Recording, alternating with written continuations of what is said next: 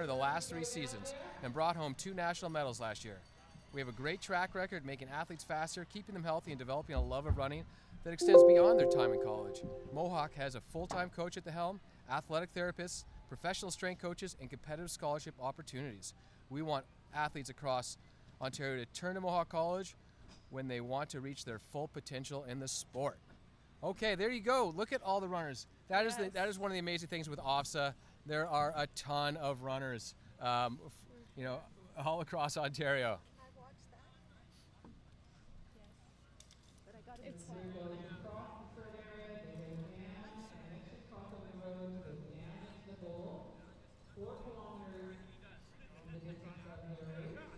All right, so we have a few cameras out on course here. We have a gator with a camera on the back.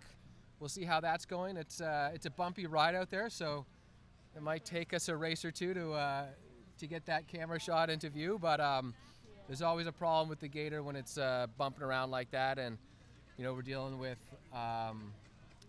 wireless system. For sure. And as soon as the race starts, it's right into the hills. Like, they're already probably down into the forest, into all these different conditions and things. So Yeah. It's definitely going to be tough. Yeah, the thing I really like about this course, it is just fun course to run. I just went on a run on it, and it is a course I would choose to run on just for a fun run, whereas a lot of courses these days are loops around a park, loops around a golf course. They're sort of boring, good for racing, but sort of boring just to go on a run. But this is actually a fun course just to get out there and go for a run. You're in the forest quite a bit. The novice races don't go into the first forest loop, but they do the further one, a half of the further one, and then it goes around the side of Heart Lake here. Mm-hmm. It's beautiful scenery here in Brampton.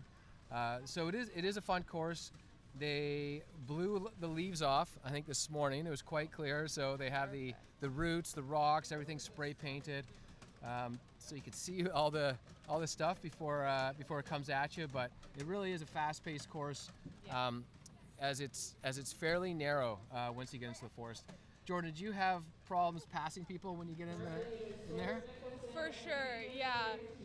In such narrow places, it's definitely harder to get enough energy to fly by somebody, because it's such there's only certain opportunities where you have that chance to pass somebody. So you really gotta take your time and capitalize on your opportunities when you have a chance to pass somebody. Yeah, that's right. Yeah, it is a course that offers a lot of tactics. Obviously, the fastest way to run any race is just to have the fastest pace across the whole distance. But in this particular 4K, 5K, and 6K races, you will see that it actually is advantageous to get out fast, especially before you get into those forest parts. So it's a hard course to perfect, and some of these kids have run it in pre-OFSAA, and they'll know it a bit more, and they've walked this course or run it yesterday, so they'll have a bit of a feel. But there's nothing like putting a few hundred people on the start line and racing to those critical points. You could consider it like a bottleneck, or even in the forest where it does get skinny for long periods of time. It does, for sure. And who are the teams we're looking for today, Jordan? So one team to look out for today, it would be Collingwood.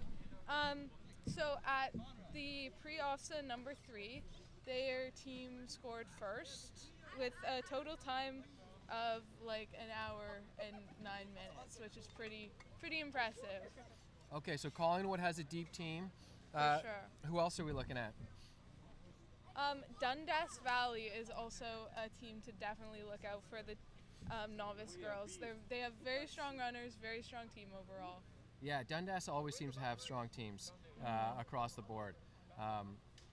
Shout out, I run on those trails a lot too.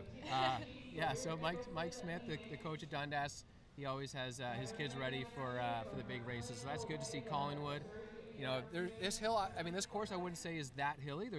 It undulates the whole time, so there's no big hills. But if anybody's gonna be ready for hills, it's the Collingwood runners. They have the ski hills up there, and they can get plenty of hill work and strength.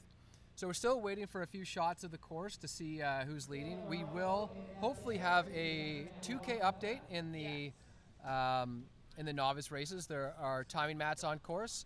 They are at 2K, and then it will be in a 3.5K for the latter races of today. But we have our timing linked up, but you know it's only been 5 minutes into the race so far. It started at 10, is that right? Yeah. Okay, good. Trying to get my bearings right. So it's only been 5 minutes. They're not going to be quite at 2K. Another name to look out for today would be Sawyer Nicholson. She just ran a 16:47 5K on the roads. So she's doing a bit of road racing and cross country. You know, a bit more than the rest of the kids here. But that is a very fast 5K time. Yeah, for sure. Michael, we can't turn it off. And hopefully we'll have some more shots as we get these wireless cameras up and running, you know, throughout the day. So right now we're a little bit limited. We are situated right in between the start line and the finish line. Yeah. So when I'm looking over my shoulder there, I can see the finish. You know, there's still a ways away, and you know we saw the start in front of us. But because this course does go in the forest and it's just one big loop, all the courses are one big loop. You have a 4K loop, 5K loop, 6K loop. You don't really see the runners come past the start-finish area at all throughout the race, which makes it a little tougher for spectators, but more enjoyable for the runners, in my opinion. I agree. It's beautiful scenery too the whole way through. The course is beautiful, and it's always nice that when you're running you have a view, you know? It's very motivating. Yeah, it really is. And as much as I was looking at the view today, I was also watching my feet too, because there are roots and rocks. How did you find that? For sure. I've definitely saw a few people trip. I almost probably face planted a few times myself. There's so many roots. You gotta definitely keep your feet high, pick up your feet, or else, you know, you might just end up on the ground. Yeah, I'm sure there'll be a couple spills today. Hopefully everyone comes out okay. And they're just little mud and scrapes, nothing serious. Yeah. We have a huge crowd here. We are just past the finish line, so you can't see it in the view, but just a little bit over that way. The crowds are starting to get quite thick, anticipating the finish of the Novice Girls 4K race here at the 2025 OFSAA Cross Country Championships. The Novice Girls race is brought to you by Mohawk College in Hamilton. They have a strong cross country team, and if you're considering college cross country, Mohawk is a great choice for you. We had Amy Dorgan from Father John Redmond in Etobicoke. She was first in the backpack classic and second at the first Brampton this week. Katarina Matthews also up there. Spot two. It's in the running count spot. Should be up from yesterday. Bring it up on your thing. Running count. Run and count? Yeah. Okay. What would you say would be like the hardest part of this course? Since you just ran it this morning, what do you think was the most challenging part? Yeah, I think the undulations and like the little hills at the end, for sure. Once you're really tired, the hills some of them are steep. Like the downhills are quite steep. You know that's gonna put some hurt into the legs. And then just towards the end of the race, you're obviously already feeling tired, trying to expend all your energy, and then boom, you're hit with some pretty steep hills right there at the end. For sure. That's just the splits? These are the splits right now. All right. Here's the splits right here, sir. So we got the splits up here. Perfect. So these are the 2K splits. So we're looking at Sawyer Nicholson from Bill Crothers in first place over Emmy Durgan, Katarina Mihescu, Madeline Singerman, Isla Langvan, Michaela Varallo, Hannah Lehman, Olivia Amselm, Carmen Porco, Yana Urs, Avery Parkers. So that's pretty much your top 10 right there. They all split from anywhere from 7:44 to 8:11. Looked like Sawyer had about a 6-second lead on MA and Katarina. And then fourth place is another 8 seconds back. So those are the 2K splits. So that's halfway into this Novice Girls 4K. So That just came in a couple minutes ago. They're 10 minutes into this race now. We are anticipating that they will be here in about 5 minutes. It'll be about a 15-minute race, maybe a little bit longer. And just looking at a quick overview of the teams. I was hoping something would stick out to me right away, but we have one of the top Collingwood runners, Hannah Lehman. She's up there in 7th place. We got some runners from Glebe, and Glebe usually has a good team. They're always strong. Kingston Cross Country, Kingston Secondary School Cross Country, they're always good. Yeah, I see a few runners from Collingwood up there, Father Redmond. There's a few different St. Mary's that always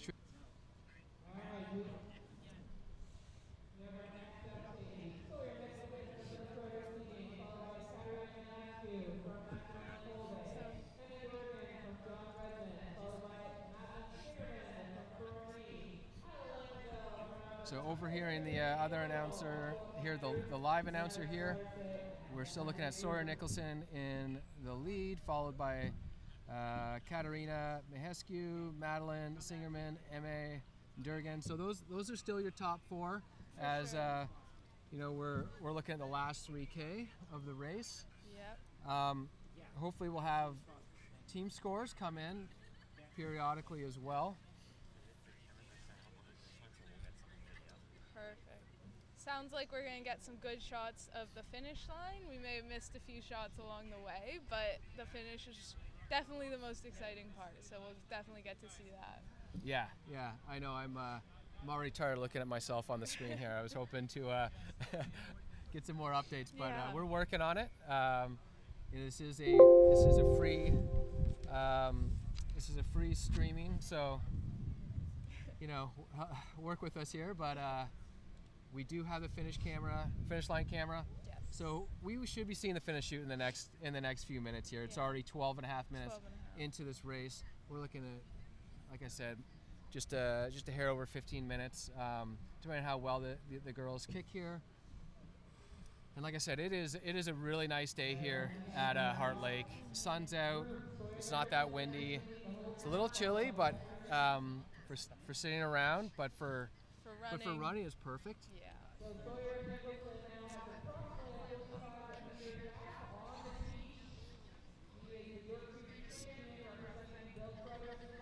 So it sounds like the runners have already passed the 3K mark. They're running along the shores of Heart Lake.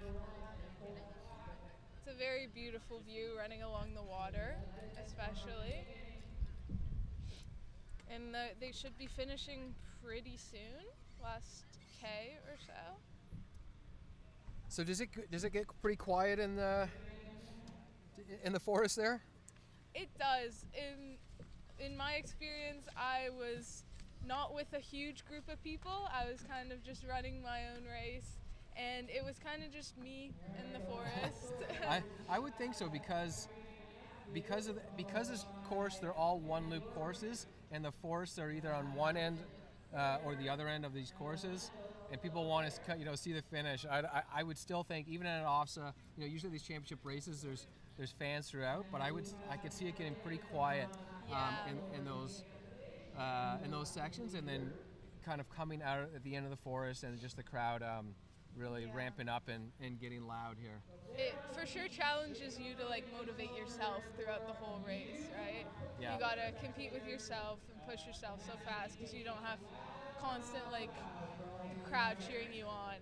Yeah, and I always find that when you come to something like OFSAA, you might be used to having a bit more spread amongst the runners, but then when you come to OFSAA, because it's so competitive, you're dealing with a huge population. It is just straight people. People will be finishing, once you get into it, two people every second, in the thick of these races. So there's always someone, even in the, deep into the race. If you're 3K into this, the novice girls, novice boys race, there's still a lot of people around it to mark off of, run away from, try to catch, hold off, all that stuff. So it's a very exciting race, right to the very end. You can already hear the crowds kind of picking up. There's Sawyer Nicholson. There's Sawyer Nicholson. There's Sawyer Nicholson that just came across the camera. She was in the lead. She looks like she has quite a big lead over second place here, but Yeah. here we go. Third coming place. in. And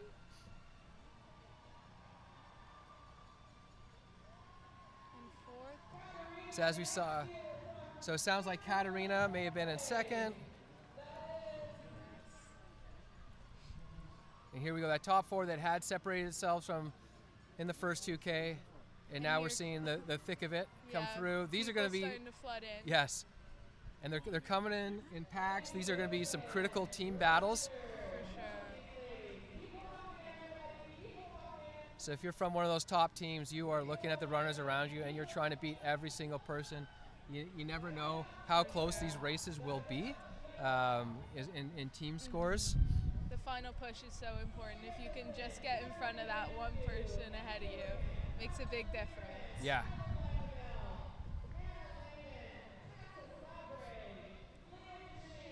And I always find it interesting to see how the different runners are dressed. You know, it's 6 degrees, it feels really cold. Are you Yeah. going to go with a long sleeve? Are you going to go with gloves, long pants, shorts? You know, it's obviously a lot of personal preference if you run hot or if you're susceptible to cold. But it is one of those days where you'll see a lot of different combinations because, like I said, it's quite cold just hanging around. We see the runners behind us now after the finish line. They look very spent. For sure. They Gave ran it a their hard all. 4K. And you ran the 6K this year, right, Jordan? I did. I ran the 6K.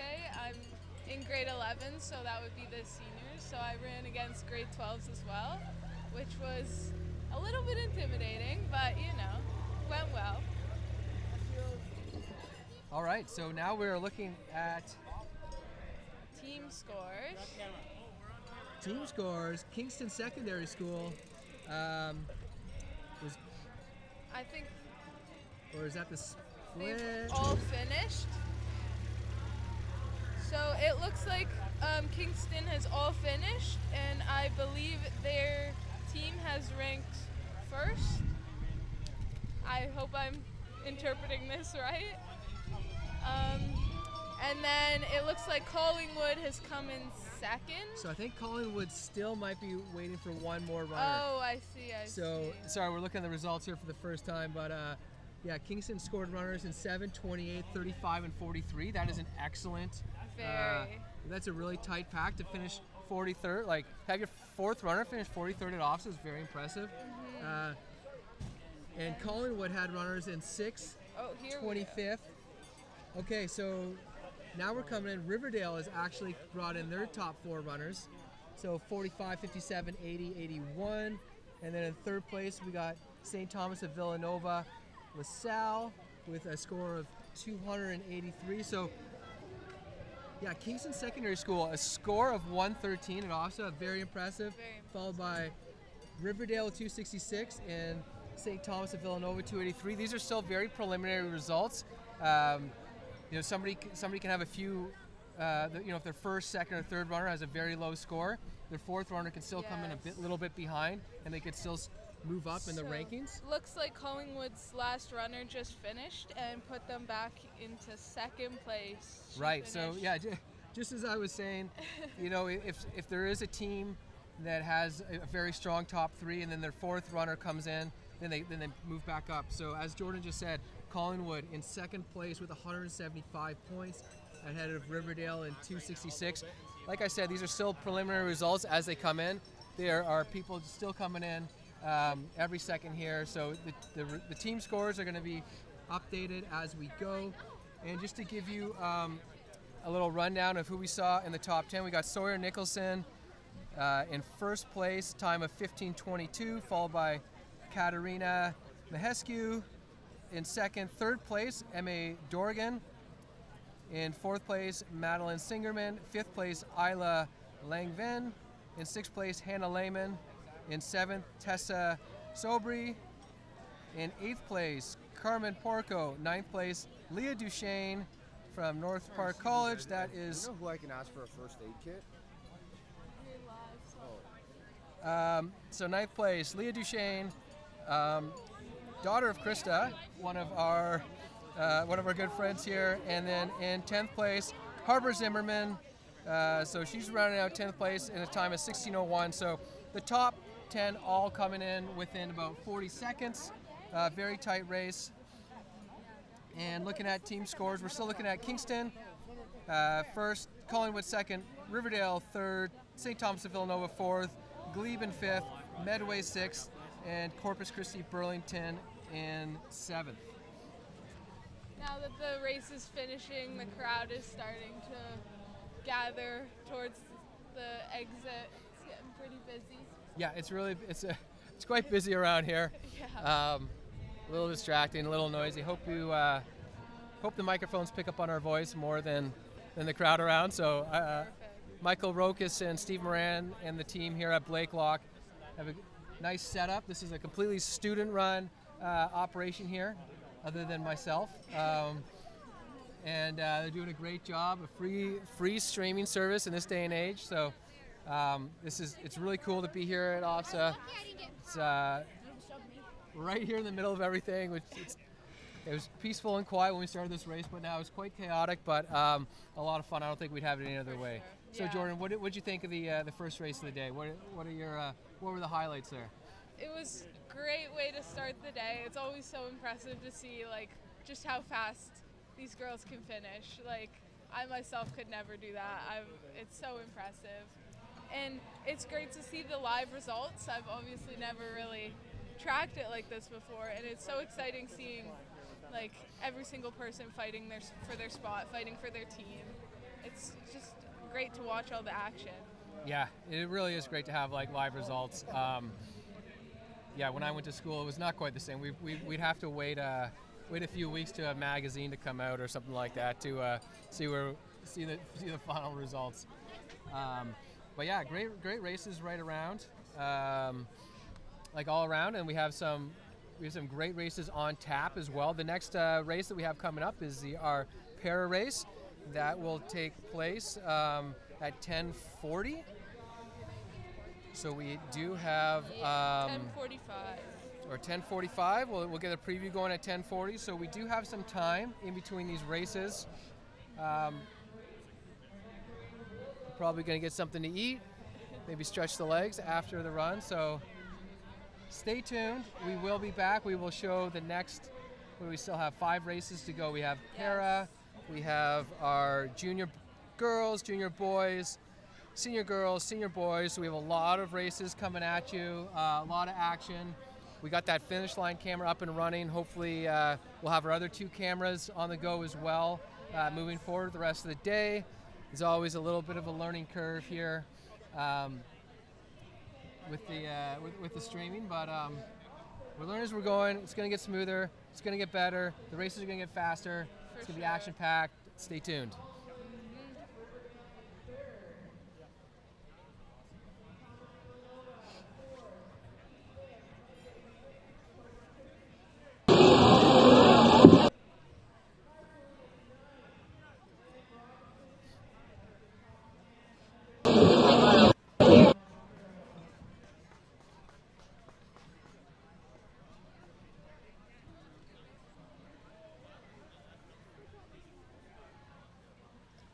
All the cameras. Oh, am I still on air?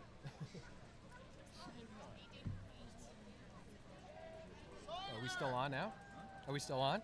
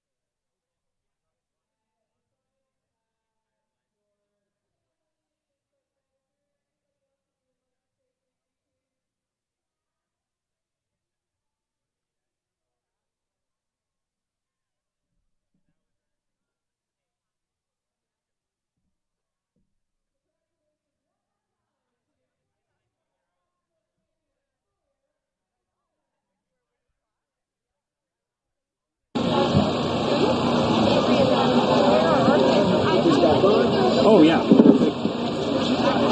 Let me make sure, yeah.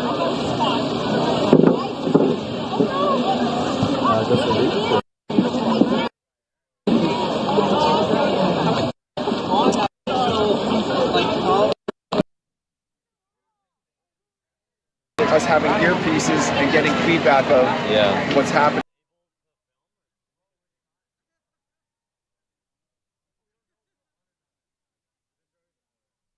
Like,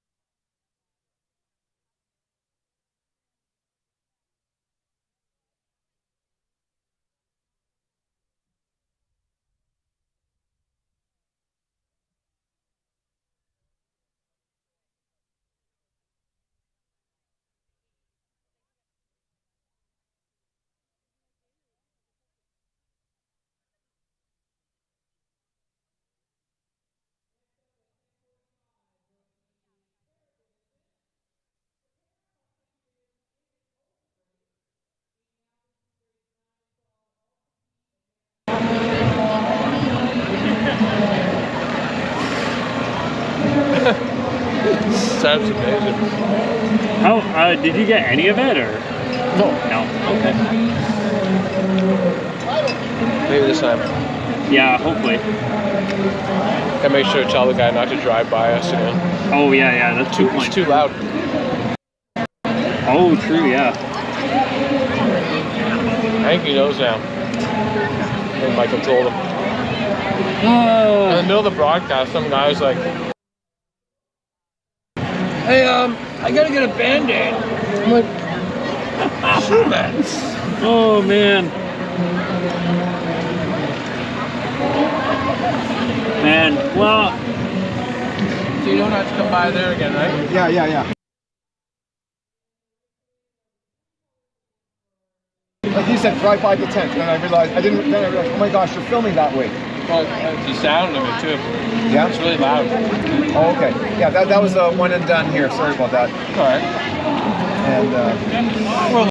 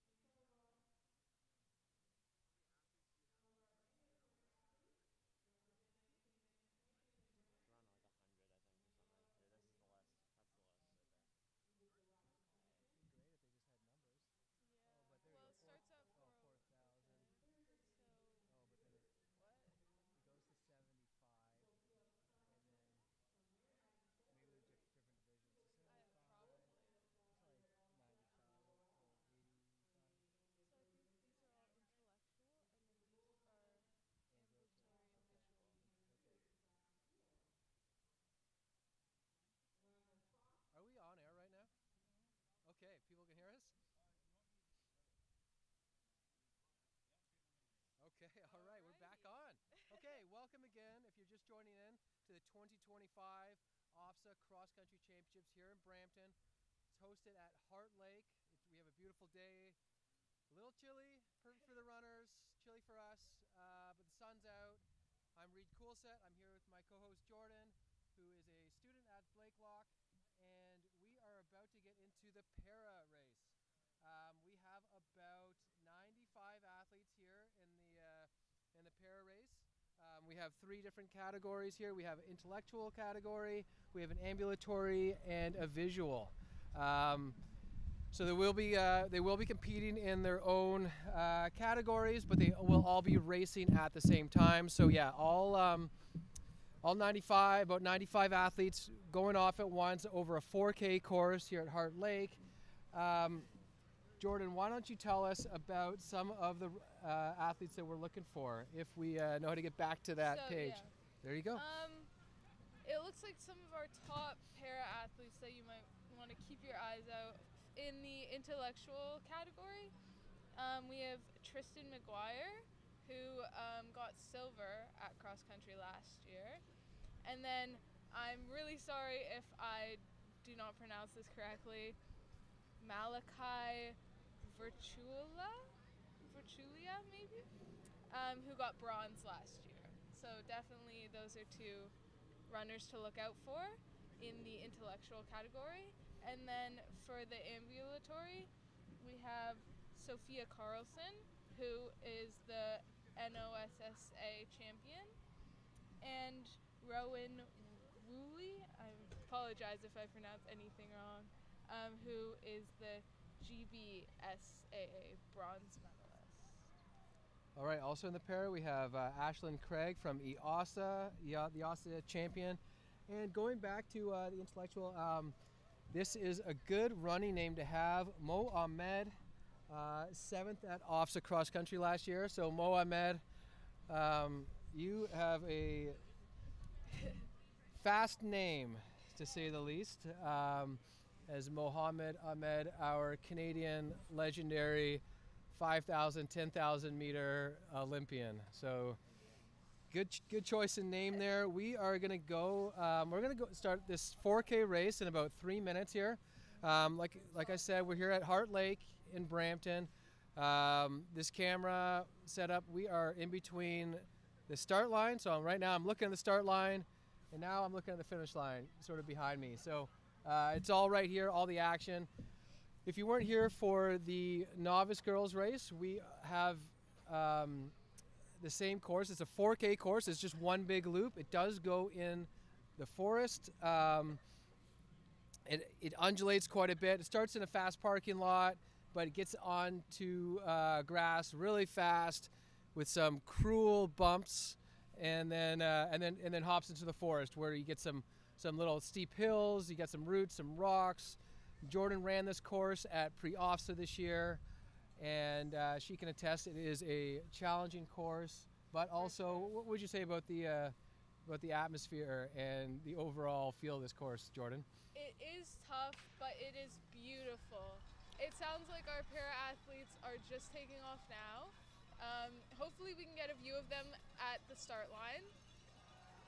But yeah, the course is beautiful. You get to run through lots of, by the water, lots of trees, lots of forest. It's honestly just a beautiful place to run, and it helps, keep you motivated. Okay, so here's some shots on course of our para athletes. So the para race is sponsored by the University of Guelph. The OFSAA Para Cross Country Championships are brought to you by the University of Guelph Cross Country Team. University of Guelph, improve life.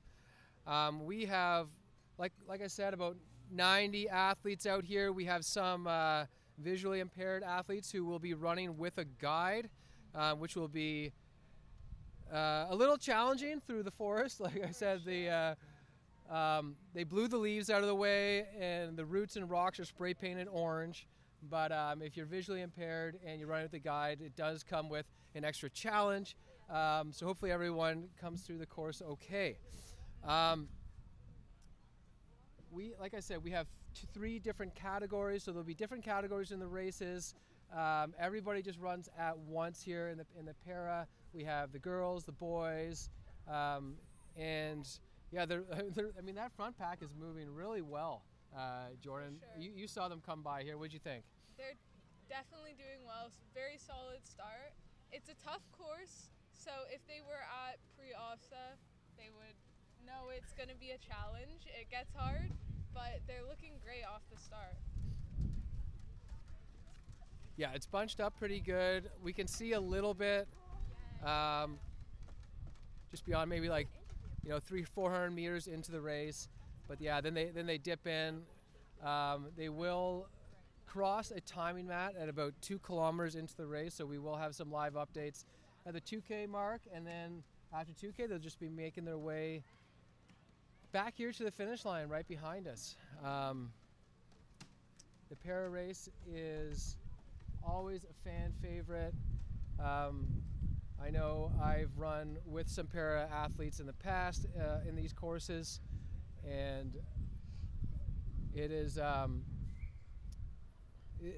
it's not always the most populated race. There's not a lot of depth in the regions, but here at OFSAA we have quite a deep race. So it's really cool to see that when you get to OFSAA here, you're getting quite a deep field. Okay, so now we got some gator shots. So we missed these in the novice girls. We apologize for that, but here are some gator shots.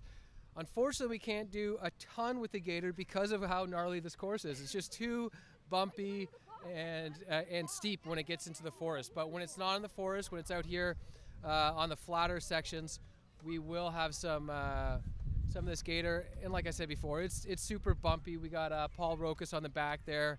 I feel sorry for him already. I saw his setup. He's just sitting on a hard plastic bed and bumping around out there.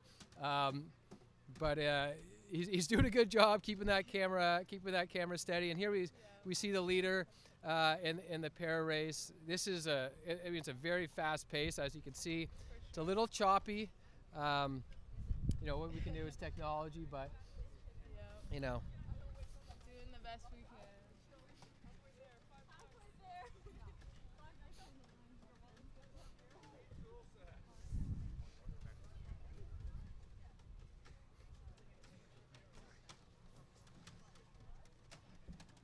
So the gator can only shoot about 1 or 2 people at a time right now. It's going pretty quickly. So we won't be able to see a ton until that finish line camera, but we'll give you snippets. And at least you get to see some of the course right now. A little preview of what's to come. We missed these shots in the novice girls race with some technical difficulties. Yeah. You can see Paul's bouncing around out there. You see the back of the gator. It's a little rough out there, but what can you do? Somebody dropped their expensive shirt. I don't know if you guys. And apparently we're just sort of like a booth where people come and talk to us as well. But so it's a little chaotic here. But that's okay.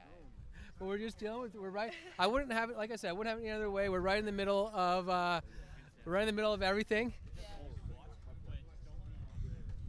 You can see the trees too with the beautiful fall colors. It's just a great place to run. It really is. I ran the course this morning. I really did enjoy my run. It was more than just like getting to know the course. It was actually quite enjoyable. I'm not sure if the gator will pick up on this, but they will be coming by the lake soon, which is also really pretty. It's a great spot here in Brampton. I'm from Hamilton, so we also get a bit of a bad rap of just being a big city.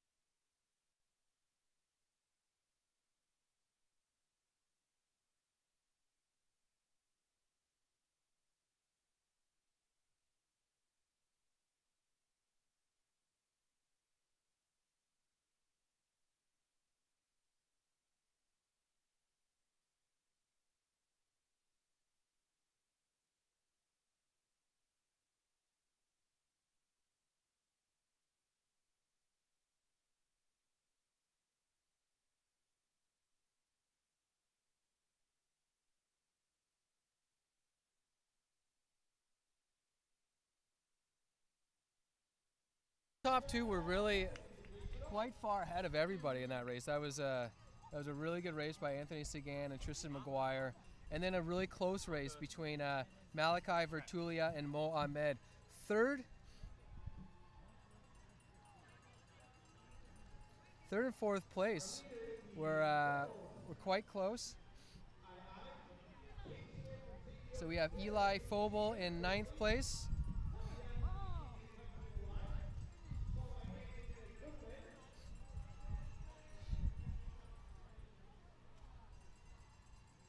As the racers start to finish, it's getting a bit more crowded over here.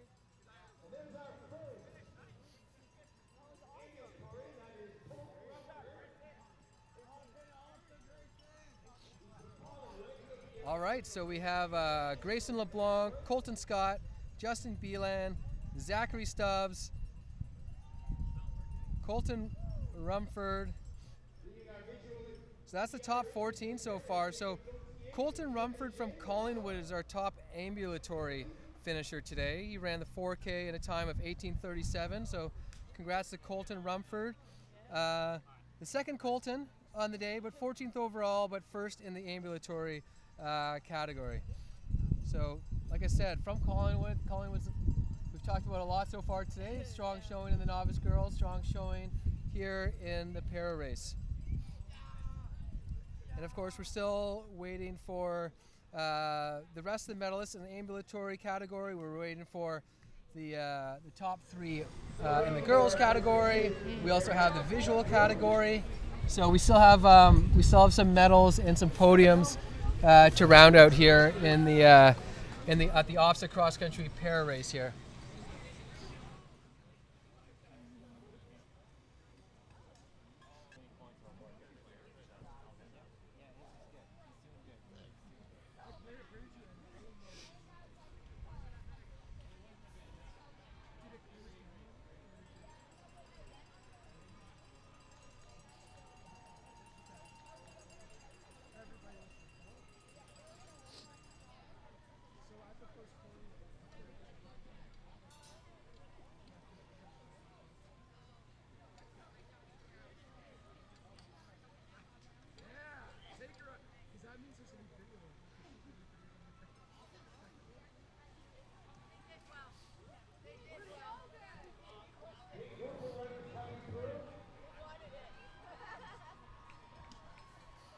All right, we still have some close races, some close battles here at Heart Lake in the para race.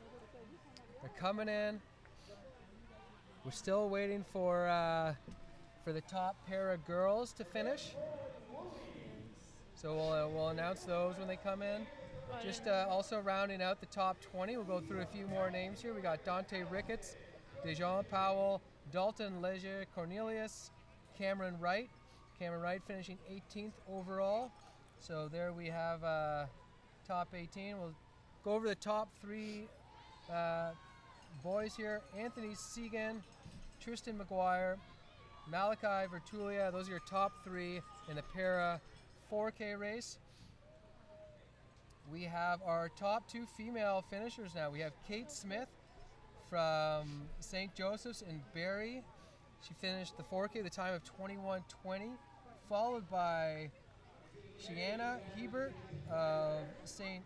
Ignatius of Loyola, who finished in second in a time of 21:30. So there you are, your top two para girls so far, Kate Smith and Shiana Hebert.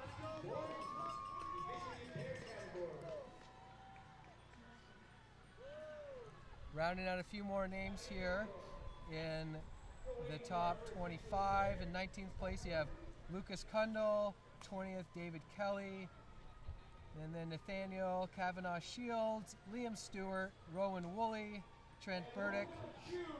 Kate Smith finishing 25th overall. We've talked about her. She's the top girl finisher today. And then Shane Vaughn, Finnegan Hernandez, in 28th overall, Shiana Hebert, the second place girl, Graydon Eval Jack, and Ardal Khan. So Ardal Khan's rounding out your top 30 today here in the para race.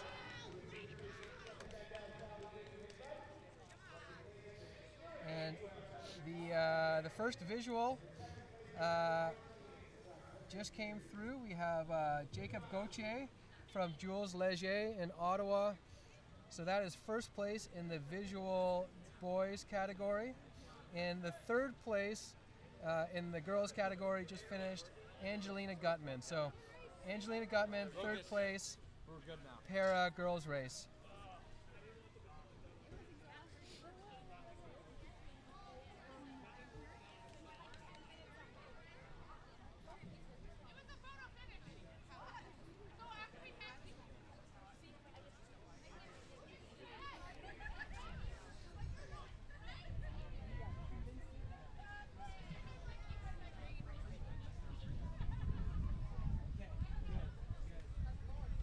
Ninth. That's good.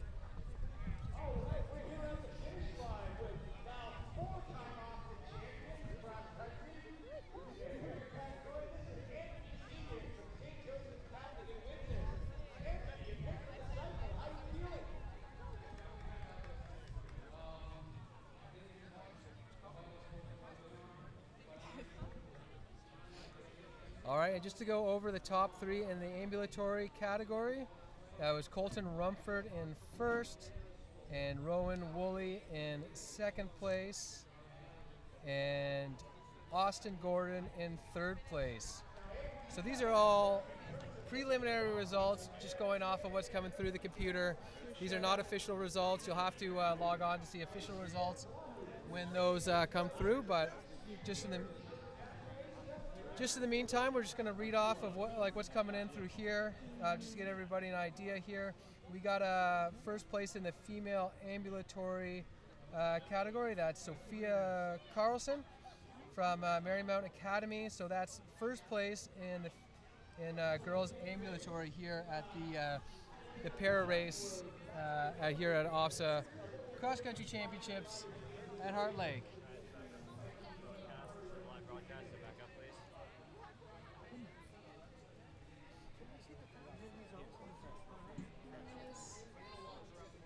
So we're here live at the Heart Lake Cross Country.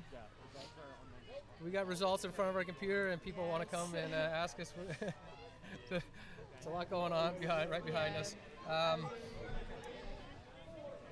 We have 44 athletes so far have finished the para race. That is about half of the athletes. I can't imagine having to run over those roots and rocks, Jordan, without eyesight. But Yes. luckily they have good guides. For sure.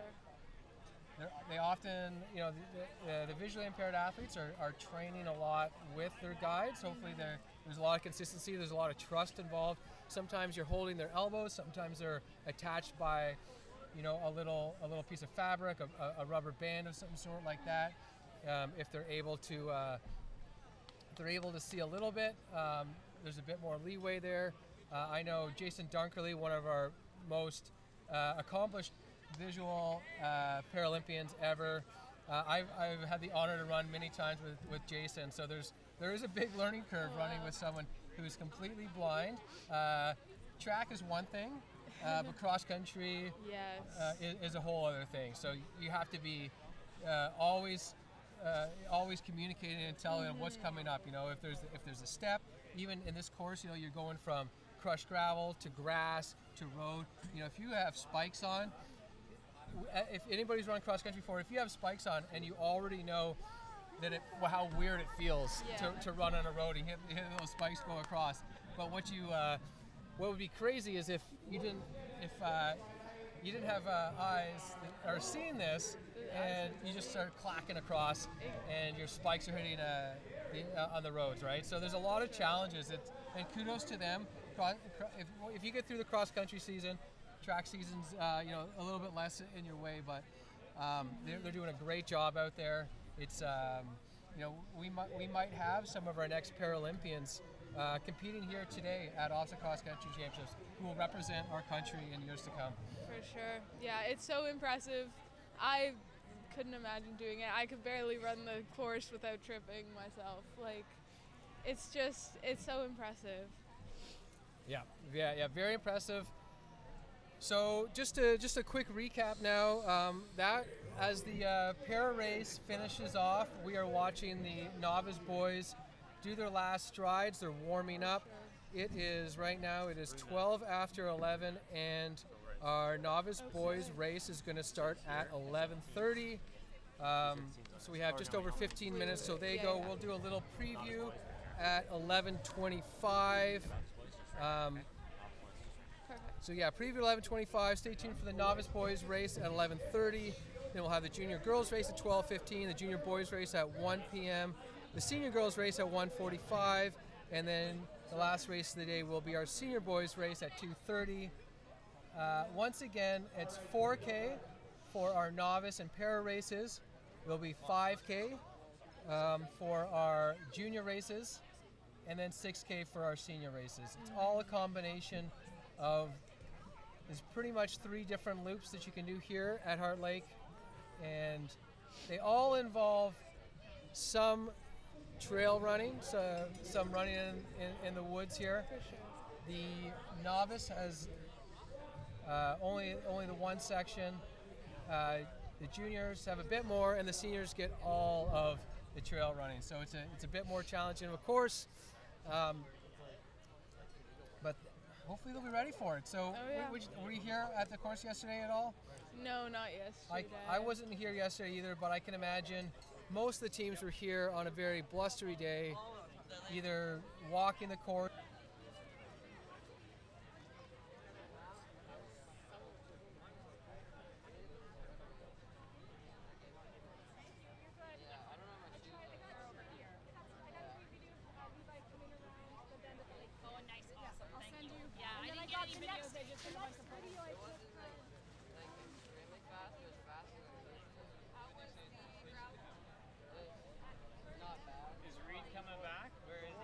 He'll be back. Why?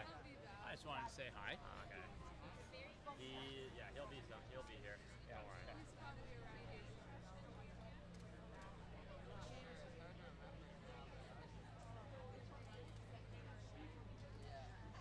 Okay, we're good. At OFSAA, winning OFSAA. I feel like you. Oh no. Is he out by the gator? And then all of a sudden he was there one day. Oh no. All right, Reed. I guess. The guy. And then all of a sudden he's winning it. That went to the bathroom.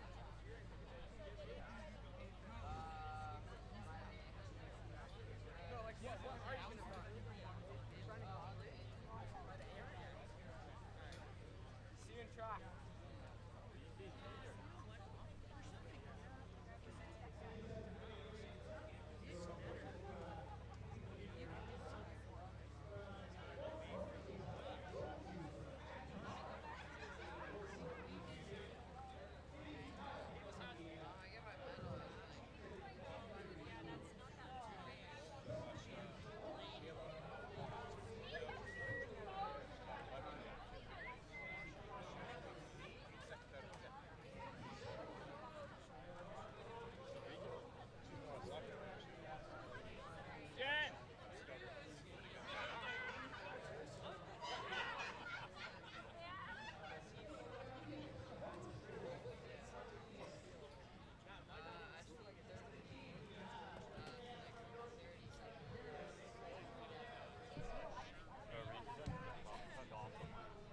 If he's not here, I'll jump in.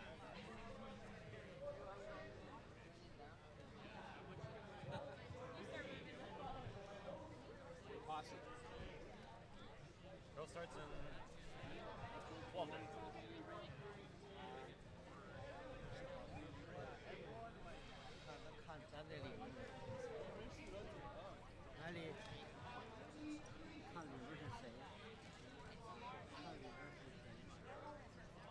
Did you guys get tracker from the camera, please? Let's do it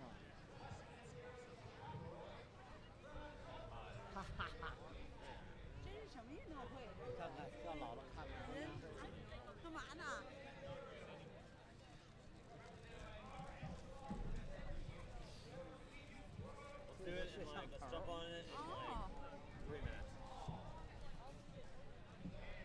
Are the cameras fine now? Is the gator okay?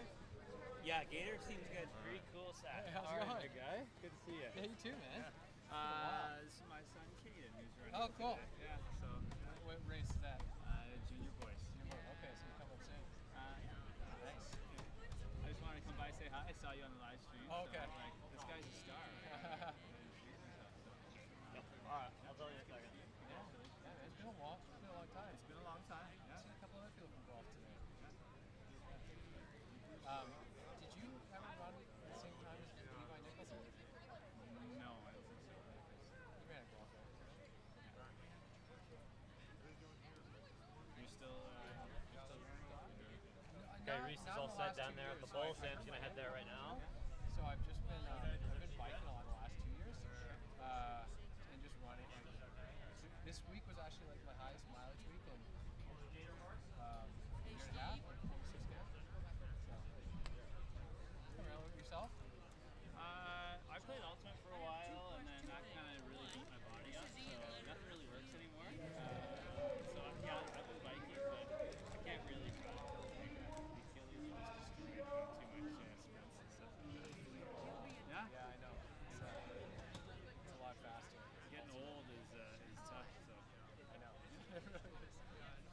I just do my best to hang in with him when I can, you know? There you go. Good luck today. You got a team here too, or what? Just individual? Nice.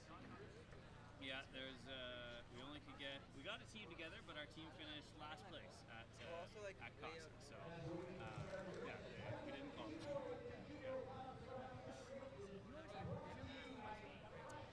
Yeah, we had we won Casa a few times. Yeah, I was never good as an individual cross country. Nobody that went on to run at university. Like they were good in high school and just kind of gave it up.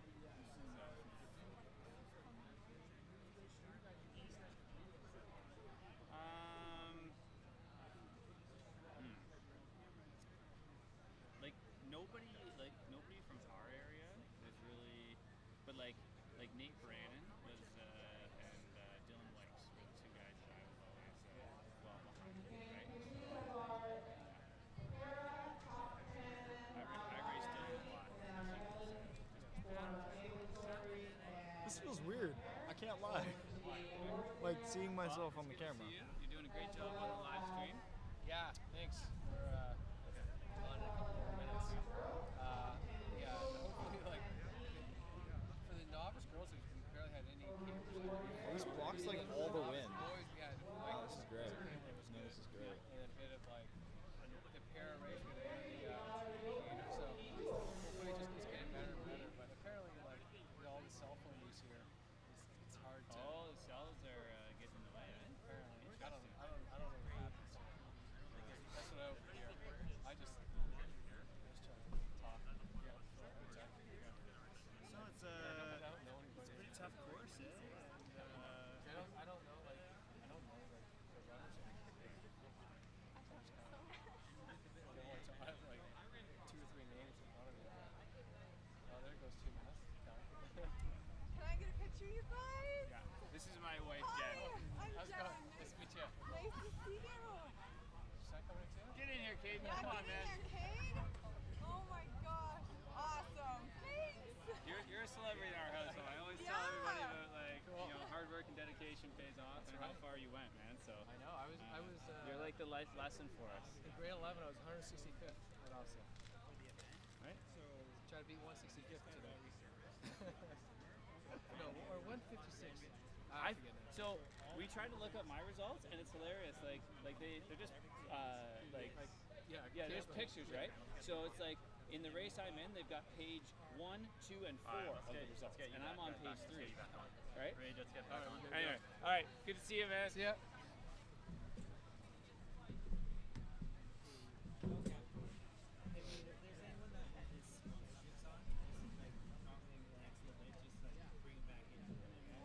If we miss what? Like the ads?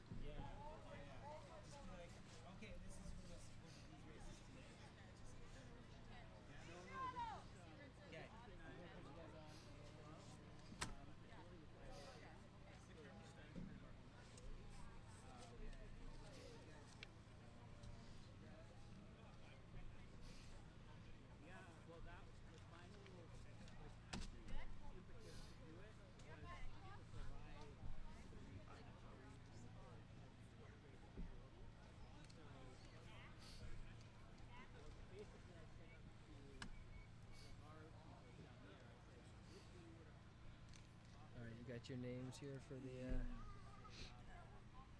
Collingwood. Wow. Yeah. Well, we're doing junior girls, so St. Marcellinus. Did I say Marcellinus? Marcellinus? I don't know. Marcellinus, it sounds. All right, welcome back to the 2025 OFSAA Cross Country Championships here at Heart Lake in Brampton. If you have not been with us and you're just tuning in, we got results flying all over the place. It's a little windy today. Luke, can you just grab those? Sorry, we got our information flying all over the place, but a really nice day here. A little bit windy, a little cold, but it's great for running. Very challenging course. We're going to talk a little bit more about the course in a little bit. We have the junior girls coming up first, so our junior boys and junior girls OFSAA Cross Country Championship races are brought to you by the cross country teams at McMaster University. Big thanks to coaches Paul Ishner and Steve Moran for their support of this broadcast. McMaster, committed to creating a brighter world. So junior races brought to you by McMaster, strong team in the OUA. They are headed off to the U Sport Championships in Sherbrooke next week. We wish them all the best. We have our junior girls coming up. If you are just tuning in, I am Reed Coolset. I am here with my co-host Jordan from Blakelock High School. Blakelock is doing all of the broadcasts. We have some cameras on course, doing it all for free, all with their students, led by the teacher, Mr. Rokas, and I am here filling in. But first, Jordan, I want you to tell us a little bit about who are some of the individuals to look out for in the junior girls 5K race. All right, for the junior girls, there are some athletes to look out for.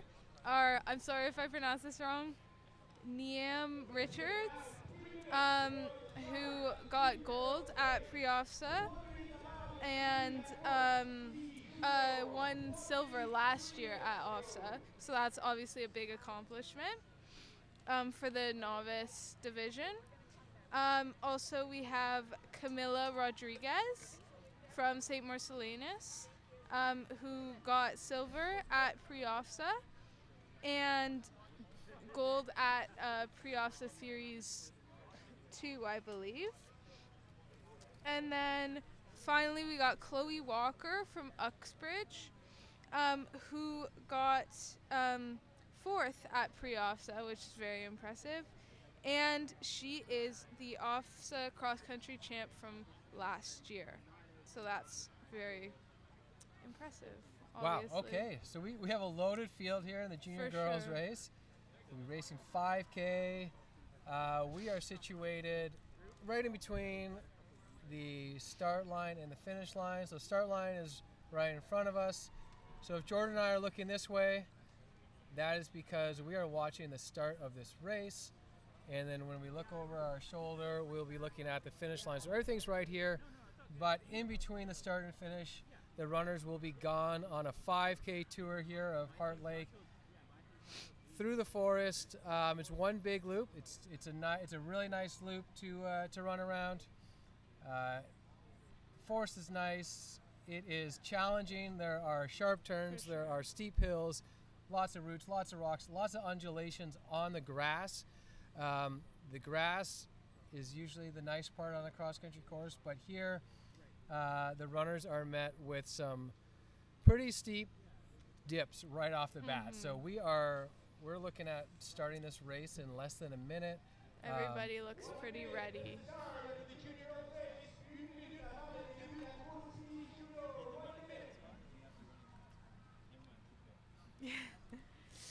All right, so we are less than 1 minute away from this junior girls 5K race.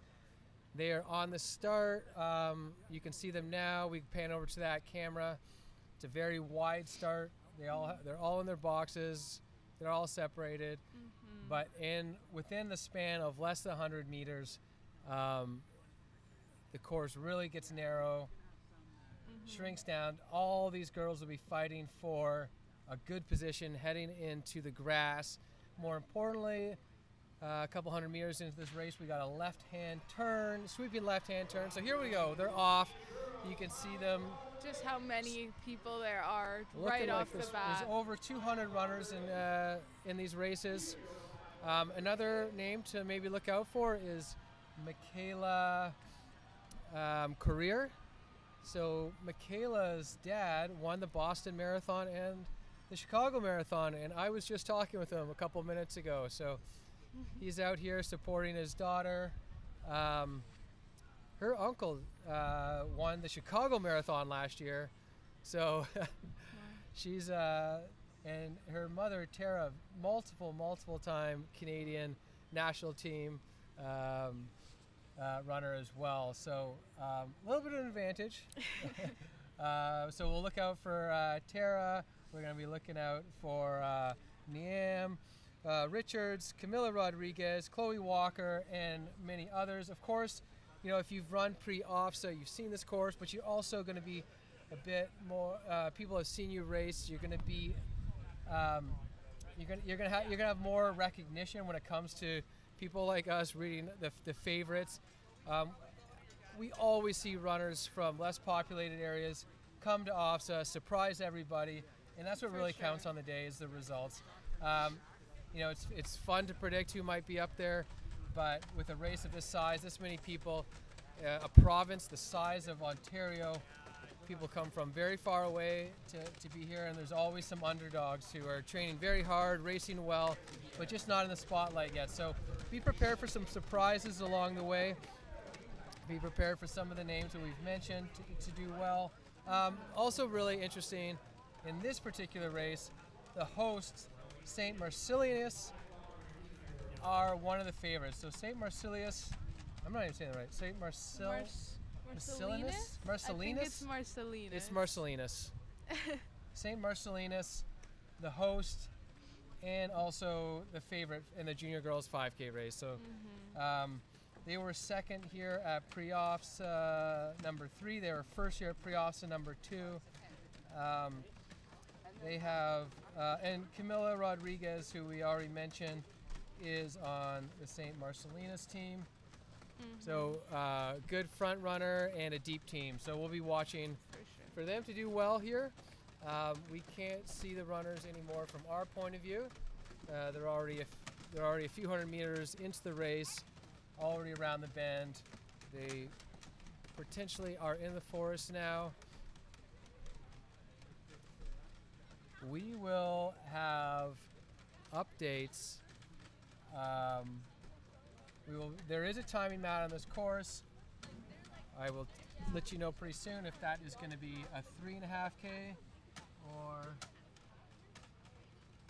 a 2K. Our first 3 races of the day for our novice races and para races, we had 2K splits. That same timing mat is slightly different for the other races, just depending on which long parts of the course they take. So we have an early leader is Mackenzie Sherwood. So she's leading this race. I'm not sure if we talked about her. No, we didn't. I don't think so. But I think I heard the name Chloe Walker from Uxbridge. Yes. She seems to be doing well. And there's Camila Rodriguez as well. So those are your top few, it sounds like. That's good. It's for the home team here, St. Marcellinus. They have a runner up front. Once again, cross country, although it seems like an individual sport, it is very much a team sport. For sure. Most of the people who qualify for OFSAA are qualified through a team. The teams through the regions. The top 4 score. Each team will have 5 runners. The top 4 score. The lowest points wins. So first place is 1 point. 100th place is 100 points, etc., etc. And we're looking for the lowest points. And we're also looking for that 5th runner to potentially displace runners from other schools. So we saw in the novice boys race there, it looked like a tie for second place. but then the displacer of Llewellyn, I believe, pushed back the next team. So displacers, the 5th place runner does come into play. It's a very important part. But the top 4 are the scorers. I only competed at OFSAA as a team. So I never made it as an individual. I made it as a team. So for me, team was always very important. Otherwise, I wouldn't have been here. But just on top of that, it's just so much fun, right? So, we want to have fun here. We're looking to compete. And then the team component just offers another level to the sport of running and cross country. For sure. How was the team at Blakelock this year, Jordan? Well, for our senior girls, we actually didn't have a team. It was just me and sometimes one other girl, sometimes just me. But I know our senior boys had a really strong team. They just didn't make OFSAA, unfortunately. But the team atmosphere and practicing as a team is really great. You get to push each other. You're with each other, training together 3 days a week. And it creates a lot of friendships as well. Yes, yeah, for sure. I am still friends with some of my cross-country teammates from many years ago to this day. So, yeah, I mean, you put in a lot of work. You're on the line. You're battling with them for a team result. So, we'll be looking for the top 10. We'll be naming the top 10 individuals, but we'll also be looking at team results. Here today at the 2025 OFSAA Cross Country Championships here at Heart Lake in Brampton.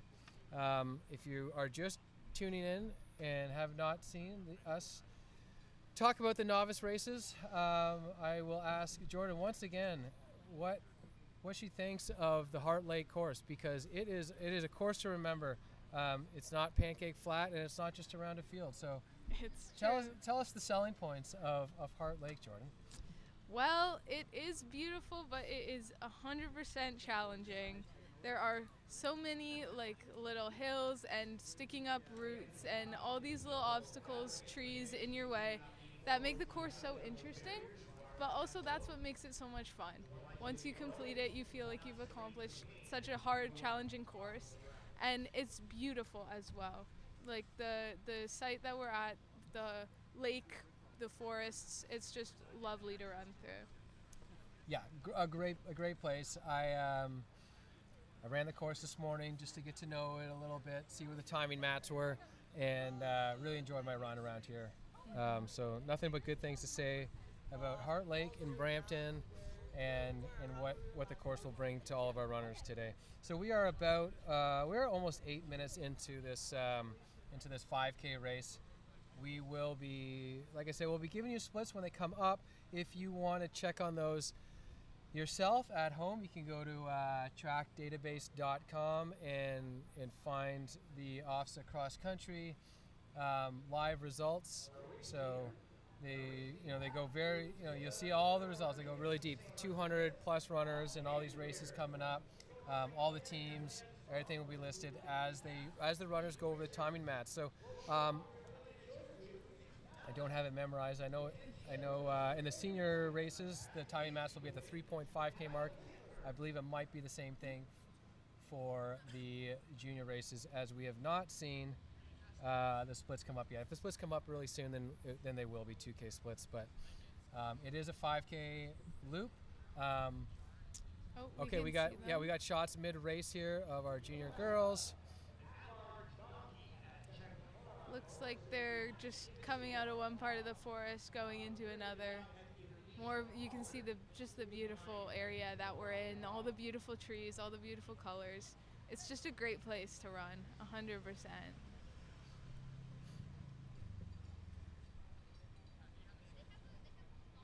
All right, here we go. Lots of runners from all over Ontario competing for glory at the Cross Country Championships. So we do have 2K splits. They were just a little bit slow populating.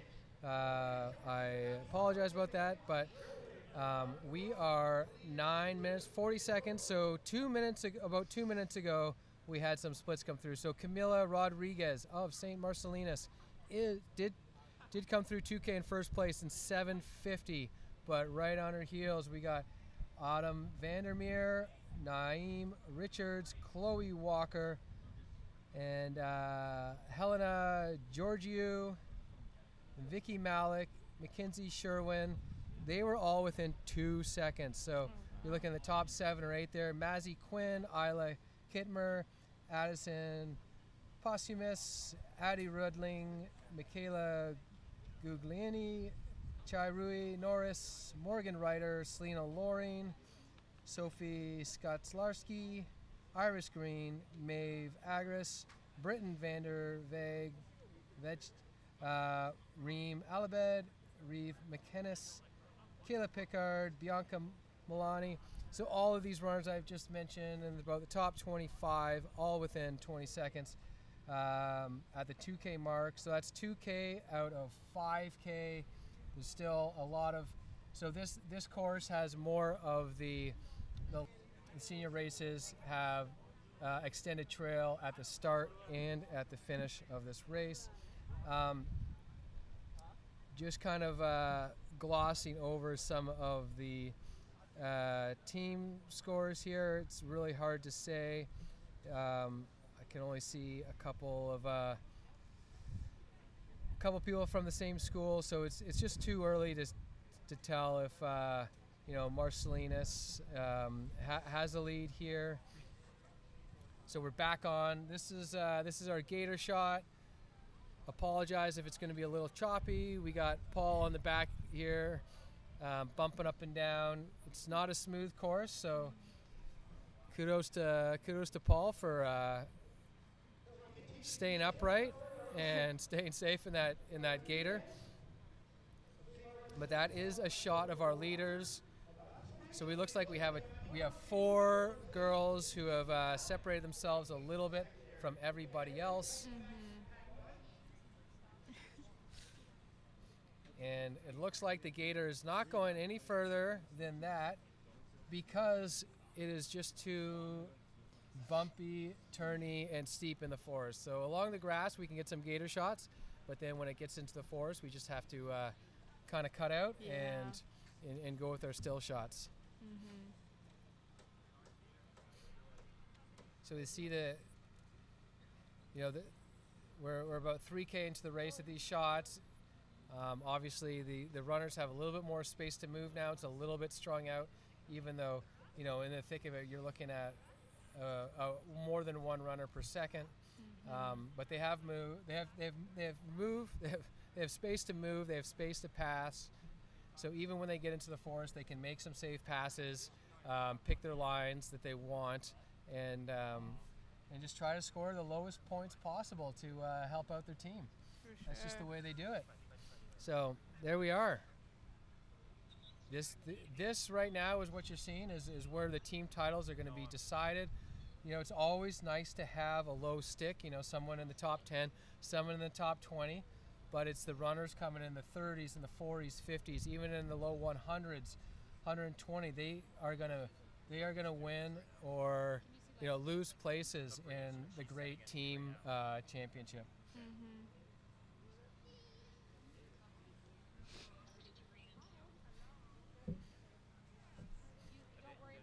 So we are close to 14 minutes into the junior girls race here at OFSAA, and we suspect that we'll see 5K times. It's always hard to say how the course runs, but somewhere around 17 minutes. So we're looking at like 3 minutes left, thereabouts in this race. I mean, a sub 17 on this course would be super fast. Yes. So hard to say, but. We'll have our finish line camera set up. So when you see our next still camera, you won't see there it is right now. You won't see the finish line in our view, but the finish line is right behind that camera. So the runners you see here coming out of the forest, unless they're like neck and neck, the order you see them come out here will be the order that they finish. But in a tight race, if there's passing in the last 50 meters, then that can always happen, but it's going to be a good preview of where they'll finish here in the 5K. So we await our top runners emerging from the second part of Forest. I think this is definitely going to be a exciting one too. It seems like the first 4 were all really close together, so it's going to be interesting to see who can pull ahead in the last few hundred meters. That's right, Jordan. Yeah, like the last shot that we saw would have been around the 3K mark, and we did see 4 ahead. So, you know, we looking back at our 2K splits, there were 6 women within 2 or 3 seconds, and 4 of them separated a little bit. So there's going to be a big battle for that top 3 podium potentially. Who knows though? You know, through the forest, and especially you kind of come up a hill before. If you're looking at the camera, if you're looking at the screen right now, you see the grass, but right before they hit that spot, they'll have been in the forest, and they come up a hill. There's a couple of decent little steep hills in there, and those can always spread apart competitors as they get really tired. You know, towards the end of this race, you know, if you ever race a 5K in the track or 5K in the roads, you know that you've spent all your energy. You're pretty tired, but you can usually just sort of like coast on home. But there's no coasting here. Looks like the bike has come up in front, so they must be really close, just coming out of the forest now. Hey guys, where's the awards? Good eye, Jordan. Yep, that was the lead bike.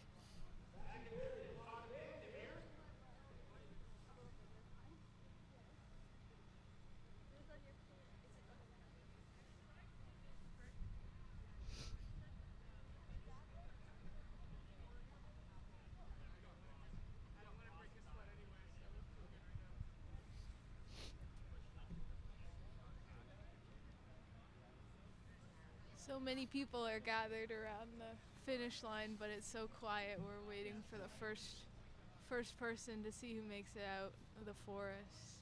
Yeah, that lead bike was a bit of a tease. I thought they might be coming up sooner, but Yeah. It's been 17 minutes and 20 seconds now, so this is around the time that I suspect to start seeing our first runners. Yeah, like a low 17 on the scores would have been blazing, obviously. So, you know, if we see 17 anything on this course, that'll be very impressive. So we'll see. We'll keep waiting in anticipation for our first runners here. I'm glad to see people on the sideline moving, so we know our screen's not frozen. It's always a possibility here when there's hundreds and hundreds of people. Here we go. Oh, here we go. There we go. So it is Camila Rodriguez from St. Marcellinus. So In first by quite a bit as well.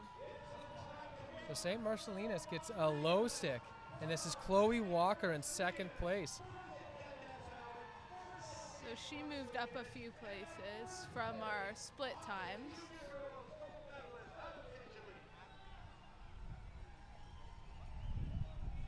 Yeah, Chloe was sitting in fourth place at 2K, but like I said, everyone was in 2 or 3 seconds, so super close. Probably Vicky Malik from Kingston in third. And we have Mazzy Quinn from Winston Churchill. Yeah, I feel like Helena Georgiou from Abbey Park. So we have a change in our split standings from the splits. All right. For sure. So let me go over the top 3 here. Camila Rodriguez, Chloe Walker, Vicky Malik. They finished the times of 18:25, 18:37, 19:04. And now the runners are piling in. We're going to go over. We'll keep on announcing the top 10 as they come through here. Of course, these are unofficial results that we're reading off the screen. Official results will come in a bit later, and then we'll also be getting some team updates. So here we go. I'm going to give you guys the top 10 right now. Once again, from St. Marcellinus. I'm struggling with that word today. St. Marcellinus, Camila Rodriguez from Uxbridge, Chloe Walker from Kingston, Vicky Malik, and then in fourth place, Mazzy Quinn. Fifth, Autumn Vandermeer. 6th, Helena Georgiou. 7th, Mackenzie Sherwin. 8th, Addison Posthumous. 9th, Niam Richards. 10th, Michaela Guglielmi. 11th, Sophie Skozlarski. 12th, Kayla Pickard. 13th, Chu Rui Norris. 14th, Reem Alabed.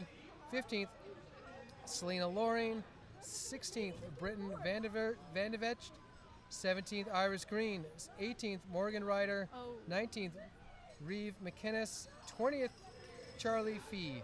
So there you go. They're your top 20 in the junior girls 5K here at the OFSAA. We see some runners struggling. It is the end of a very, very tough course. These runners are fighting for every position. So impressive to even finish. Definitely and giving it. We will be giving updates as they come in. We don't have a team with 4 runners in yet.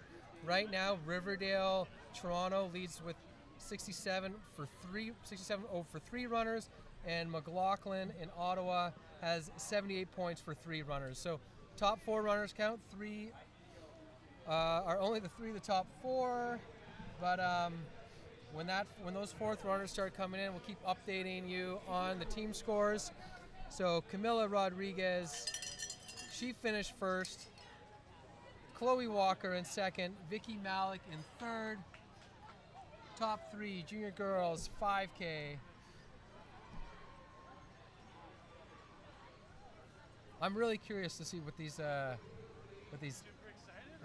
team results are going to show us soon. Yeah, me too. All right, that's really cool. We're getting updates as we go. We have 5 teams with 3 runners in.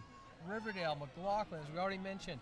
Kingston Secondary School and obviously Kingston is in 3rd right now. Nepean in Ottawa is in 4th, and Glebe Collegiate also in Ottawa is in 5th. Wow, Ottawa has a very strong showing so far. Of course, these top 5 teams that I just mentioned only have 3 runners in.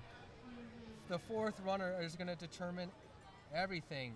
So right now, still preliminary, but we have 4 schools now with 4 runners in. We got our first school, Riverdale, 163 points. Second school, McLaughlin with 179. And 3rd, Kingston Secondary with 216. So right now, those are our top 3 runners, but we have seen the Cross Country Championships this year. This is a well-run race. Everything's on time. Course looks great. Very well done. Karen. Hello. All right, our next update on team scores. So we have a whole bunch of teams now with 4 runners in, and it doesn't seem anybody has displaced our top 3. So in 1st place, we have Riverdale. In 2nd place, RS McLaughlin. In 3rd, Kingston Secondary School. 4th, Glebe Collegiate. 5th, Nepean. And 6th, St. Marcellinus. So there we go, your top 6. Thousand Island Secondary School in Brockville, 7th.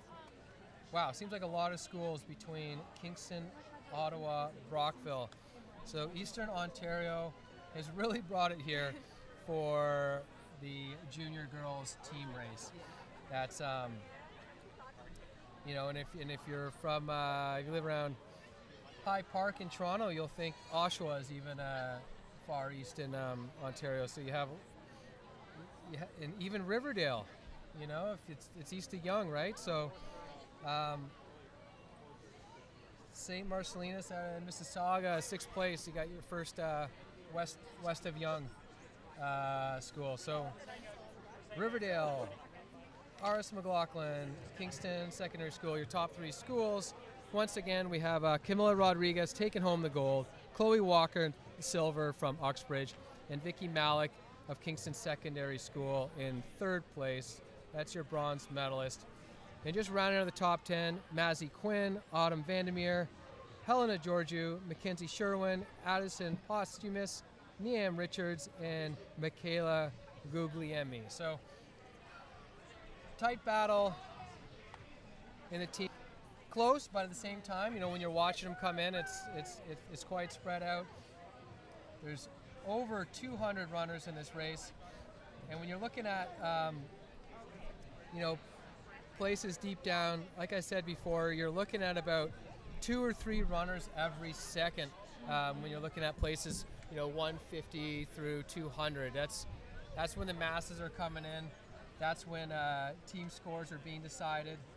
And if you look at the fourth runner in our in the top 5 schools, you're looking at 165th place, 104th place, 127th place, 153rd, 137th, 139th are the top 7 schools. So, you know, those are the runners that make a big difference. You know, when you're talking the top score of 163 points versus second place 179, you know, you have about 16 points there.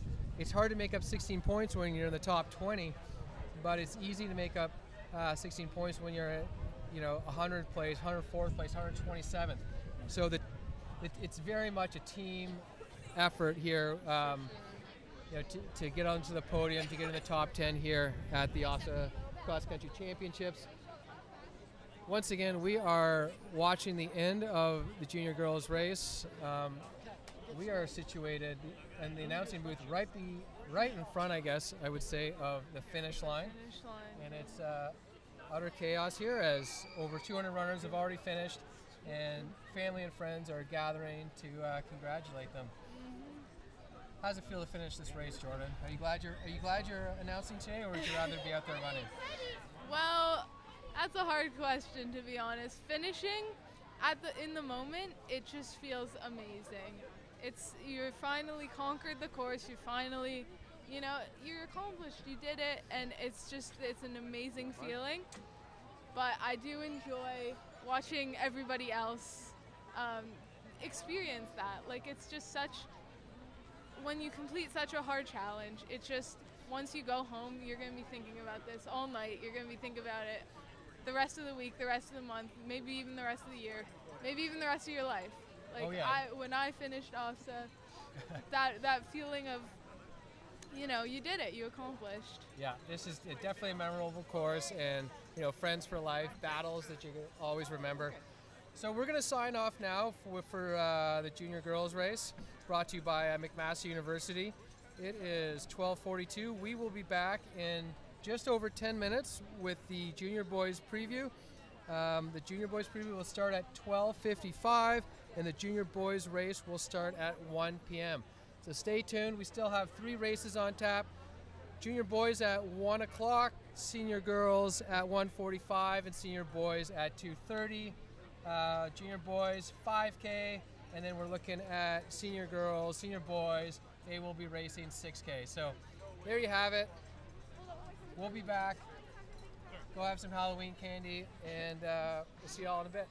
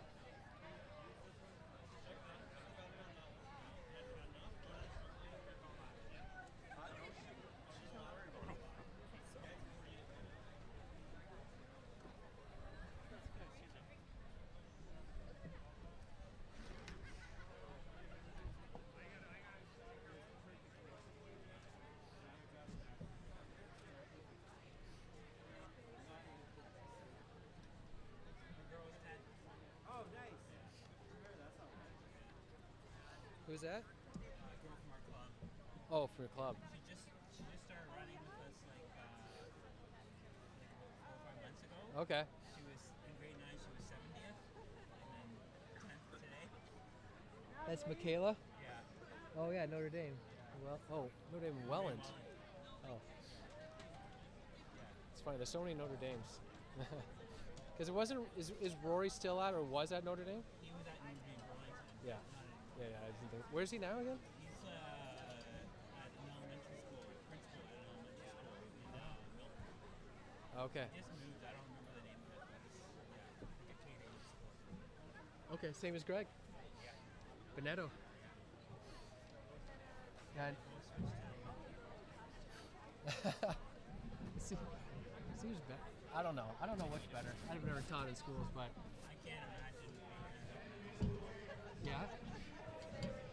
My wife is grade 1. But she says the opposite. She's like, she can't imagine being there.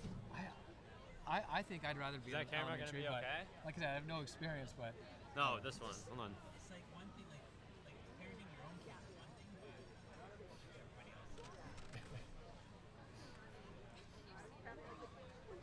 Okay, Reed. So before every race, we got to be doing that. Oh, awesome. No, it's fine. I got my hotspot. That running count spot for everything works. No. So it's up on the spreadsheet as well. It's also on the.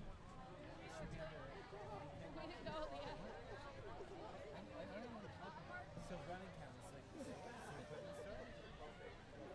equipment store. Running count. Yeah, running count. The script is run and count. No, running count. It's up on the. I didn't know you were actually talking. I thought you were talking about like the time, like we got to run it count. No. Okay. Sorry, I don't know what you were talking about. Yeah, so they bought for like every single race.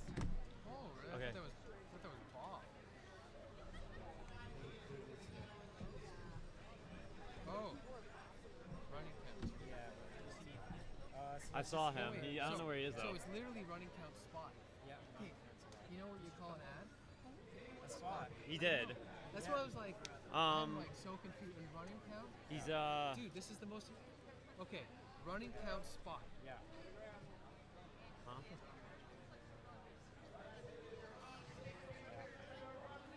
And what do I say? They're a sponsor. Yeah, so there's a whole script there. Like, we might just like, let's hit them a couple times during this next race. Yeah. All right. If, We're gonna get on in Yeah, a it's minute, up on the okay? spreadsheet. We're gonna go back on in a it is minute. on the spreadsheet. It's under sponsors. Oh, this is my top Luke, runner. Can you bring up that spreadsheet, the one with the, there's a whole thing. I'll put up the graphic and you guys can use that. I'm just gonna get this set for the next race. Hold on.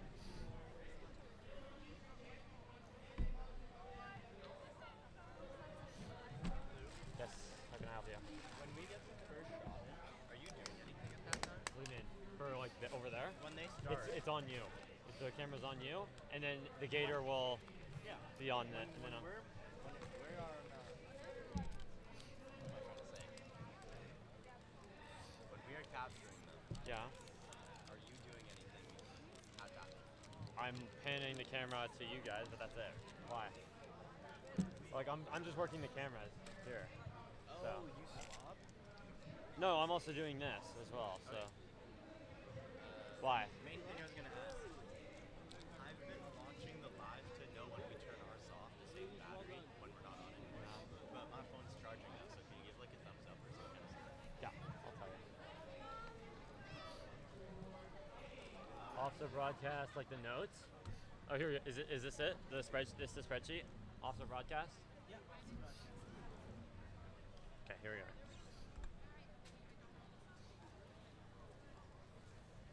It's under sponsorships, correct?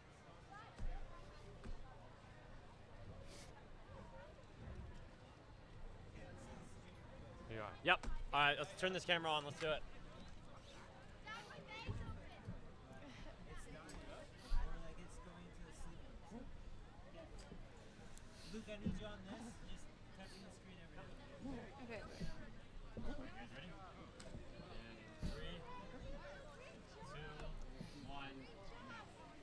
All right, we're back. Or we're gone. I'm not sure. gone. You might be able to hear us. But we are back here at the 2025 OFSAA Cross Country Championships here at Heart Lake in Brampton. If you can hear me, wave. Just kidding, we can't see anything. But we'll just continue on as if you can hear us. So we are about to get underway with the junior boys race. The junior boys are going to go in about 6 minutes. They have a 5K race coming up, the same as the junior girls. And we have a hot race coming up. Jordan, why don't you give us a little rundown of a few of the names that we should be looking out for in the junior boys race?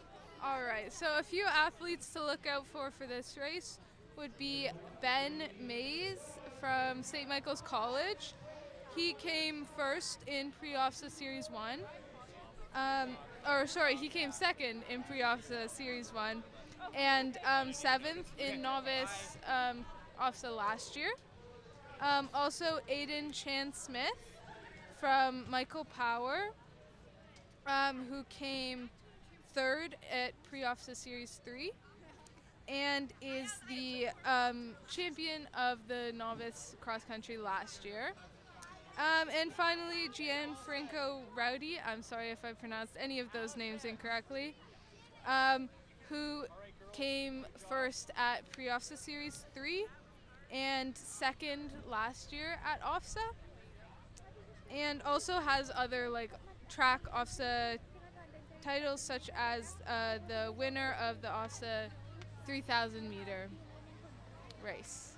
Great, thanks Jordan. So we have a few names to look out for. Once again, one of our top teams, we've heard a lot about them this year, is Collingwood. So Collingwood's got a good team. They were first year at Pre-OFSAA number 3, and as we saw in the last race, one of the teams that we thought was going to do really well still did well, but was 6th. So a lot happens at OFSAA in the team championship. It's so hard to predict. These teams race each other a little bit, but then once you add in the full OFSAA field, the gaps at a regional race of maybe 10 seconds here, 20 seconds there, might not amount to many placings at a regional race, but at OFSAA, 20 seconds can easily be 40 places. So things really get tossed and turned when you add 200 plus runners in the same race. So as much as we like to try to predict team results, it's often a bit of a guess. Collingwood, they might be one of the favorites, but hopefully they do well, obviously, but it's too hard to say. The junior boys, junior girls races, once again, are brought to you by McMaster Cross Country teams. So we have big thanks to coaches Paul Schnur and Steve Moran for their support of this broadcast. McMaster, committed to creating a brighter world. So McMaster University, their U Sport Championships are coming up next week. So if you can tune in to see the best of the university runners, and we will be wishing McMaster runners the best of luck in Sherbrooke next week. So what do we have? We have about 3 minutes to go, maybe less, until this junior boys 5K race here at Heart Lake in Brampton. We also want to mention the Running Count Spot. They've been a big supporter of the live stream today. So Running Count Spot, look them up. And we got less than 2 minutes. We can see, if you're just joining us now, we can see the start line. So I'm sorry if you've been watching the last 2 races and you'll hear us say a lot of the same stuff, but right over here is the start line. So if I seem distracted looking over there, it's because I can see all the teams lined up, ready to go, and right behind us is the finish line. So the barricade right behind us is actually just past the finish line, so we can look over our shoulders and see the runners finishing. We have a few cameras on course today. We will have hopefully a gator with a working camera and a couple other cameras, so we'll try to get you some good views of our runners coming in, especially towards the end. And we won't have much in the forest because it's just too bumpy for the gator. So now we go to our start line camera, You can see all of the runners lined up across this, and from what I've already seen, especially in the last race, the junior girls race, it is a nasty start. It's super fast. It's on a crushed gravel parking lot. Everybody wants to go super fast. Heading into the grass is a bit of a bottleneck. You want to have a good position. You also want to be out ahead so you can make that left-hand turn on the left-hand side. But everyone knows that. Everyone knows the same thing. Everyone's going for the same stuff. So it's a mad dash. And what we saw in the junior girls race is a few of the girls went down. And the medical tent's right behind us. We know Isla is, she got hit pretty hard and went down and has bloody knees. And there we go. My goodness. Started the junior boys race. And the race is off. You can see them all taking off from the start line. Everybody battling for the spot they want, get the right turns, right places. As it gets harder once you get into the forest, it gets way harder to battle up to get past people as it's just so narrow. Oh, and you can see right there from the camera a couple of runners down. So a shoe off. I've had the shoe off. That's happened to me before. Not fun at all. But yeah, we saw a few runners go down. Yeah. And that's just having 200 plus people in the same small area running super fast. So unfortunately, you have these things happen in cross country where people fall. Hopefully they're all right. Hopefully it's just some superficial scrapes at most. But they're off and running. From our vantage point, we can still see at about 300, 400 meters into the race as they make the first sweeping turn. Can't see any details from here, but I can tell you they're moving fast, and they're about to go up and down some of the bigger hills in the course. So we will have a other camera. They had a great shot on the top of one of our bigger hills. Mm-hmm. How did you find the hills when you ran this course, Jordan? They were pretty brutal, especially now that we're into the longer races.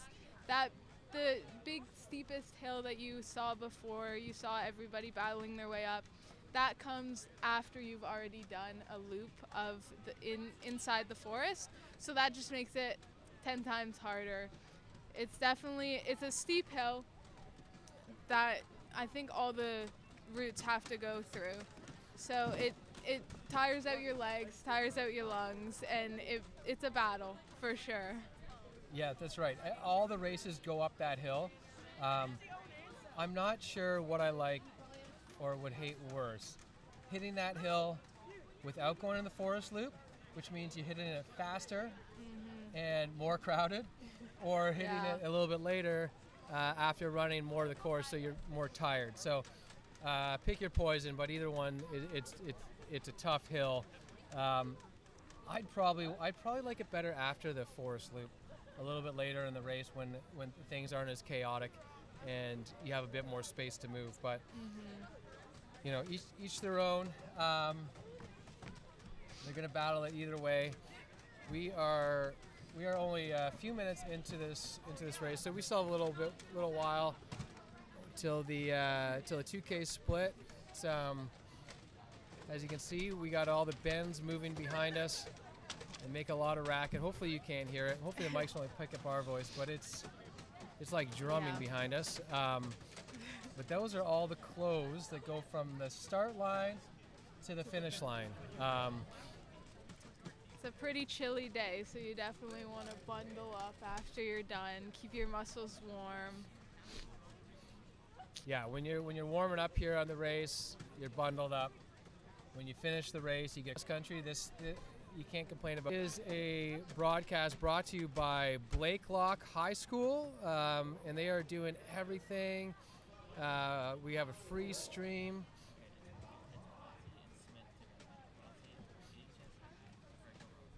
So Franco Rossi and Smith are the ones leading this junior boys 5K cross country, brought to you by McMaster. Looks like we just lost the back of the gator again. because, oh, no, we're back on. Good. If we can have this gator shot stay with us, that's great. You know, obviously it's bumpy in there. I feel bad for Paul. So, yeah, like I said, a full student run stream here to give you a free streaming of the race. But because of liability insurance, we had to get Mr. Rokas' brother on the back of this one.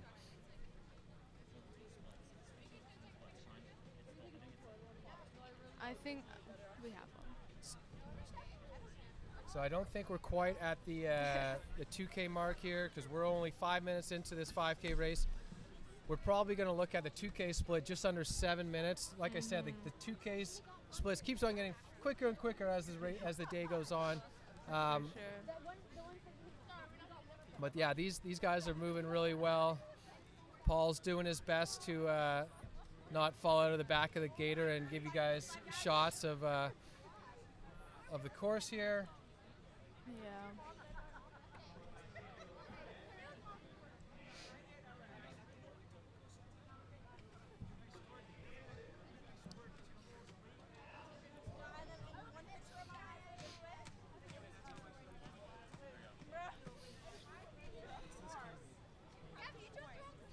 So I think last we heard it was Aiden Chan Smith and Gianfranco Rowdy up ahead, first two places. So we'll see if they can hold that. Once we get their split times, which should be pretty soon, we can see how they're doing and if they've moved up, moved down. See Yeah, what's so we going got on. Aiden Chan Smith from Michael Power and Gianfranco Rowdy of St. Thomas of Villanova. Those are your two leaders that we saw from the back of the gator. They were looking like they're moving really fast, even separated themselves a little bit from the rest of the pack. I am anticipating a 2K in seconds now. It's 6:54, 6:55 on the running time of this race. Sometimes it just takes like a little bit for those 2K splits to pop up.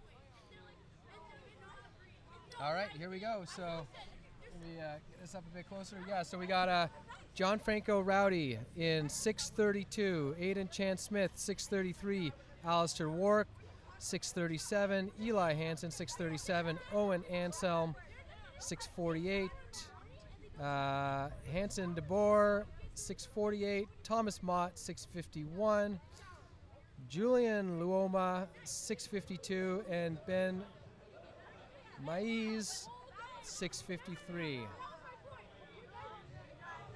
So those are your top 9 at the 2K split. So 6:32 2K split. That's moving quite well. That's really fast on this terrain, and with all these undulations. So we have many runners now through that 2K split. So as you can see from the Gators shot, the runners are going back into the forest.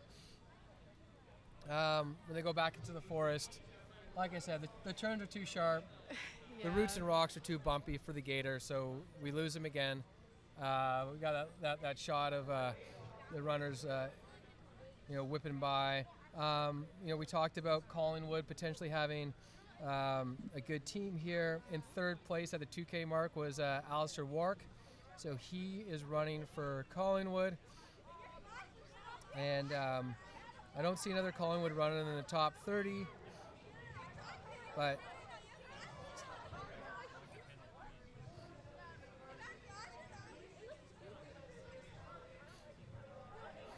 okay, so we're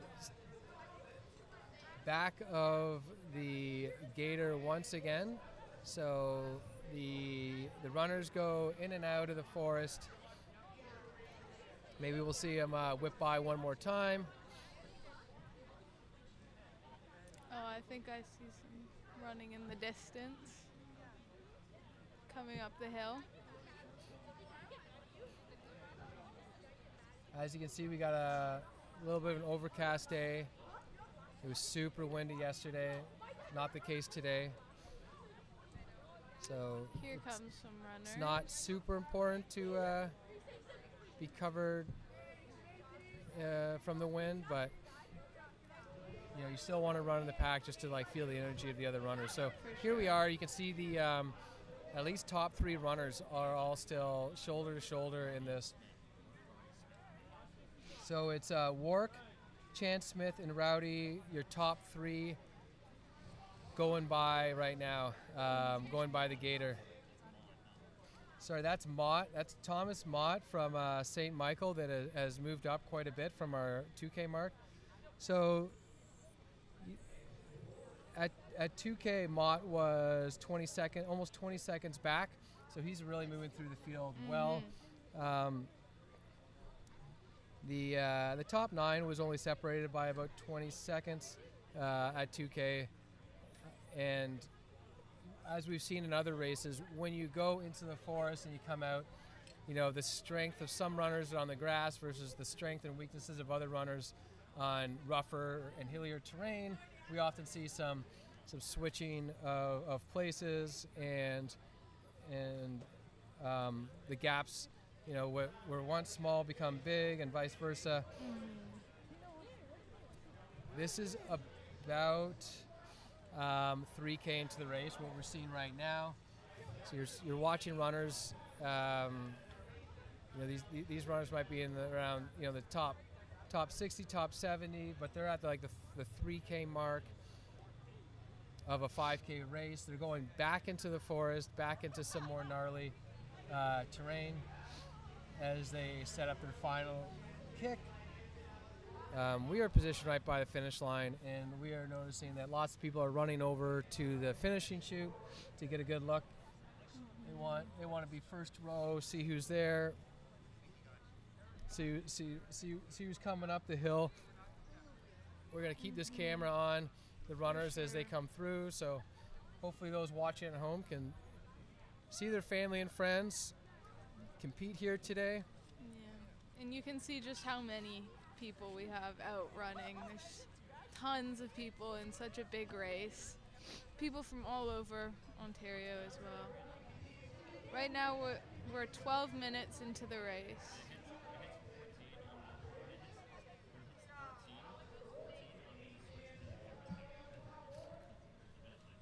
Yeah, so we're about 12 and a half minutes into this race, and somewhere around 14 minutes we'll go to the finish line camera, but in the meantime we'll try to give you guys images of this junior boys 5K. This is where the team scores will be decided, and the runners back here.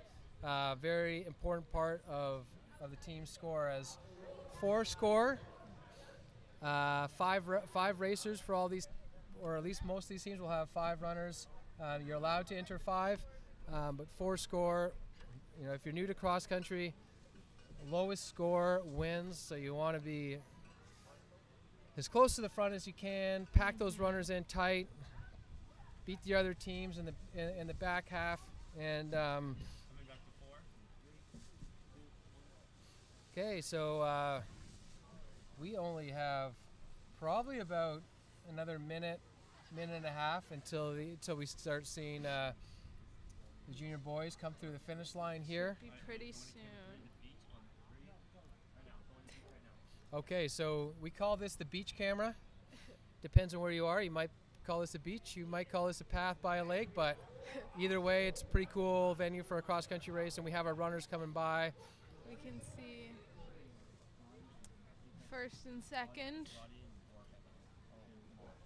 So neck it's and neck. Roddy up there. We might have Wark, Mott. Those are our 3 runners.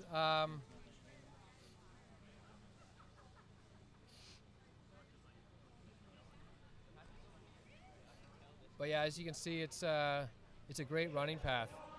For sure. Great place to race. It's a fun place to race, a little chaotic, and a very peaceful and nice place to run when when you're not racing, as I was this morning. It was it's a nice little run. For sure. Great venue.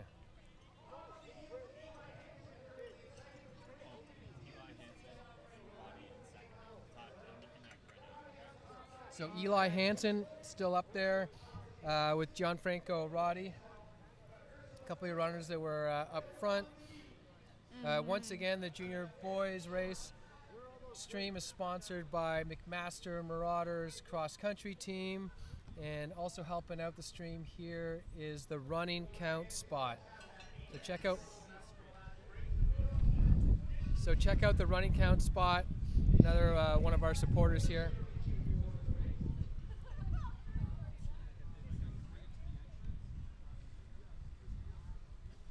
All right, Running Count is a proud sponsor of this OFSAA Cross Country broadcast and would like to wish every participant the best of luck. Runners Count carries track and field and cross country uniforms, track and field equipment, fitness equipment, and more from brands like UCS, Gill, Polanic, and Link. Find them on the web at runningcount.com. So runningcount.com, your Canadian supplier of track and field equipment, big supporter of our OFSAA broadcast. Now we have a picture of just before the finish Oh, line. wow. Here it comes. Roddy and Hansen battling it out. And we won't be able to tell from this camera because the finish line is right behind that camera. But it's Rowdy and Hansen, 1, 2. I can't tell you what order. But when these results come up, we'll be sure to let you know. It looked like potentially that was Wark in third. Chan Smith passing right now. So that's Chance Smith in fourth or fifth. Here come our results.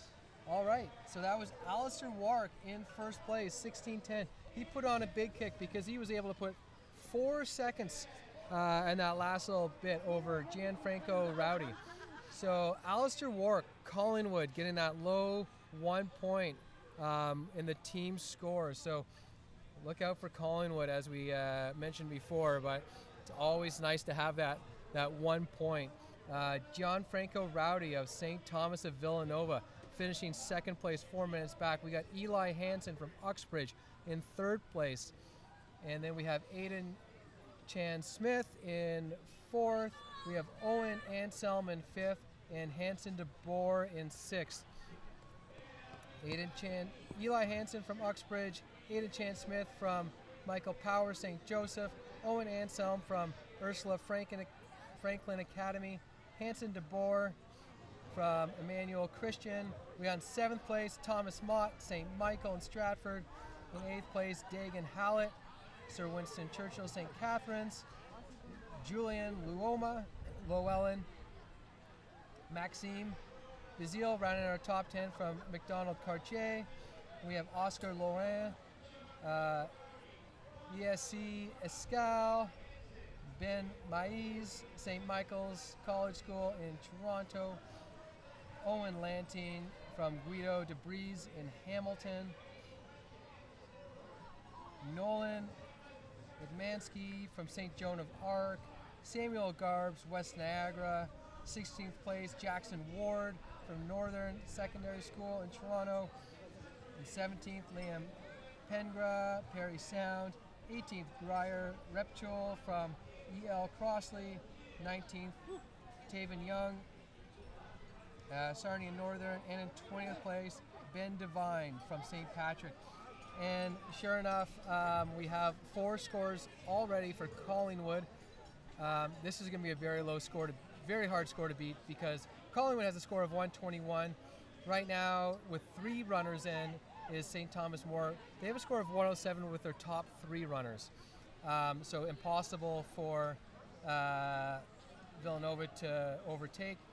But Neil McNeil has now overtaken Villanova as they put in 4, but stay tuned because Villanova still has a chance to be in the top 3, but St. Thomas Aquinas in London right now is in third place with a score of 402. So Collingwood, they had runners in first, 29th, 37th, and 54th.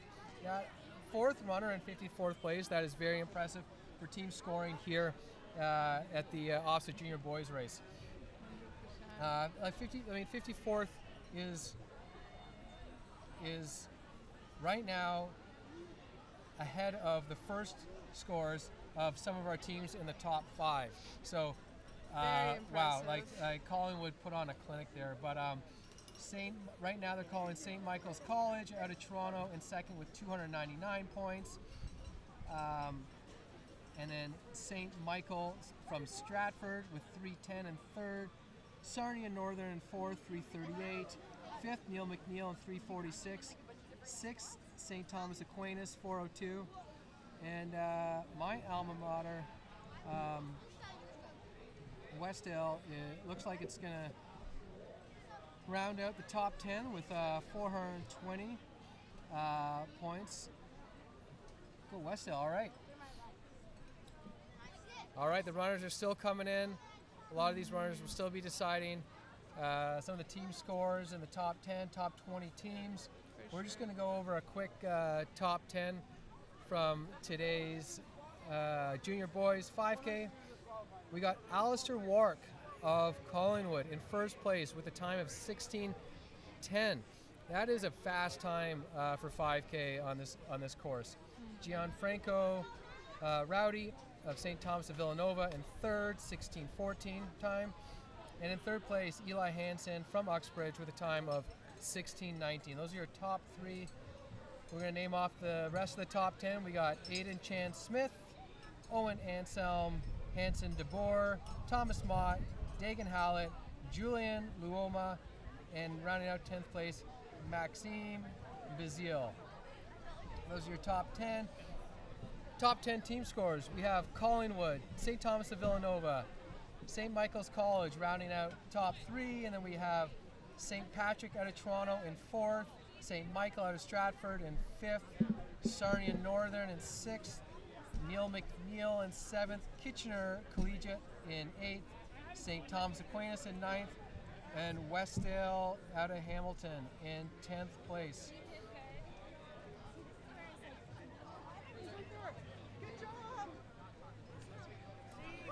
Finish line's definitely getting busy now as everybody floods in.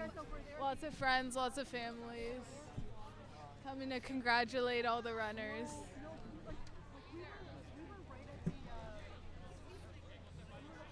All right, so there you have it, our Junior Boys race. We are, what are we, 5 races down, 2 to go? 2 to go. There we go, 5 races down, 2 to go. We have our senior girls coming up at 1:45 and our senior boys at 2:30. They will be racing 6K. They will be getting the whole Heart Lake course adventure. They get the forest in the beginning, the middle, and the full loop at the end. Very challenging course. It is going to be it's going to be super exciting coming up. Like I said, senior girls 1:45, senior boys 2:30. Right now it is 1:22. We will come back to you for our senior girls preview at 1:40. So stay tuned. We have just over 15 minutes, a little break in between these races. But just before we sign off on that, once again, I'm just going to go over some of the highlights here of our Junior Boys 5K. Alistair Wark, gold medal from Collingwood at a time of 16:10. With our silver medal, Gianfranco Rowdy, St. Thomas of Villanova with a time of 16:14. And in the bronze position, Eli Hansen from Uxbridge with a time of 16:19. So there you are, your top 3 Junior Boys at the 2025 Cross Country Championships. And we will be back in just over 15 minutes with our senior girls preview, and then followed by the senior girls race. Thanks for tuning in, and we'll see you in a bit.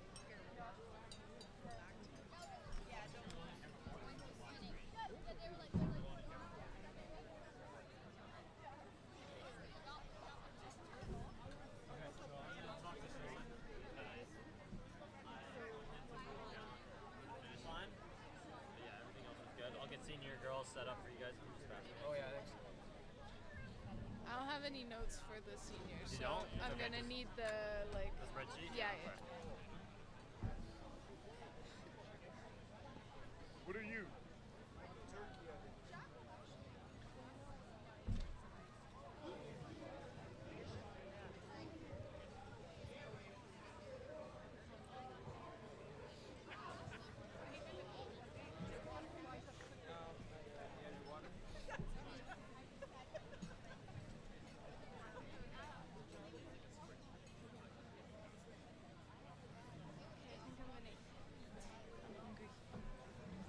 Did you see the accident? At the start, how many people went down? I Two, saw like but one of them in the medic tent, and then you can see the bone. Like there's blood everywhere. What? Wait, what Yeah, happened? the guy said you can see the bone. when His bone. they all fell at the beginning. Open knee. Apparently, one person. Did a guy get like stepped on or something? I don't know, but like someone said it, you could see his bone, but there's like.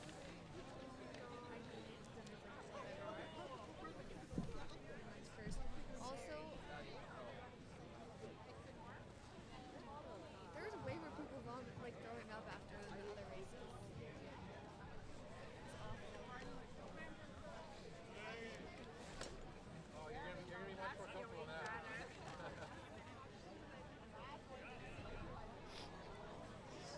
Close.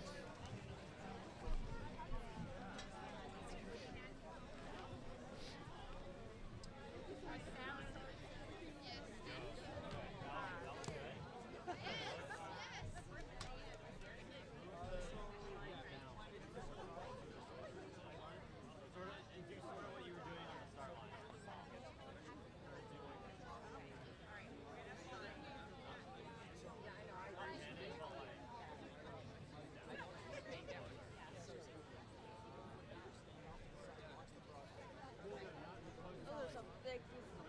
I guess if they broke the barricade too. Mr. August, would you The like parents, them when to the be kids went behind like down, the the finish line? parents Like the smashed it. barricade, he went to like face plant over the barricade.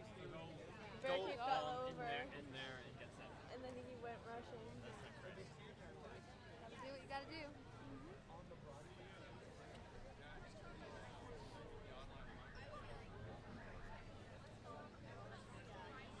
They're definitely getting an ambulance for that kid. It looks so bad. It also looked disformed. Like I wonder if he dislocated it or broke it really bad. Okay. So Jordan, these are the girls. This is the girls list here. Okay, perfect. This is what you're gonna do. You're just so this girl from Central, Burlington Central. This girl is from Berksmount, and then just do this girl. Just do these three. Do these three. So this girl, and this girl. Because and then just and then so this girl is. I'll just write it down for you. It's, Perfect. That would be lovely. What? Yeah? Okay. Okay, but can we get high vis vests? Okay. Wait, why? Or else they're gonna think we're like random people. Or else they're gonna think we're like just random people. Or I can be like, hey. Okay. Wait, we have to talk to them? No. You guys are like interviewing? I guess we can.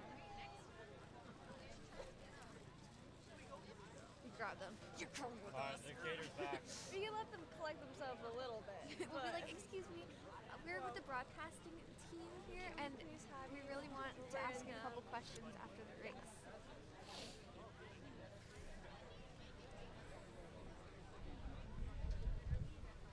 Two more races? Yeah. Got it. Okay. Senior girls, senior boys. Yep.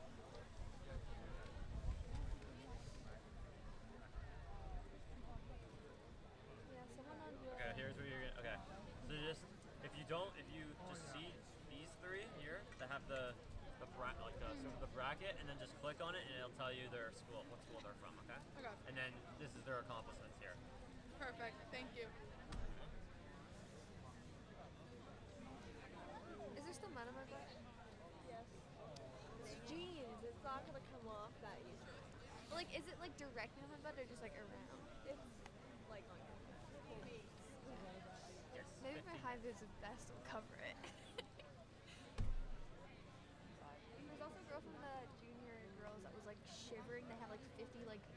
tinfoil blankets on.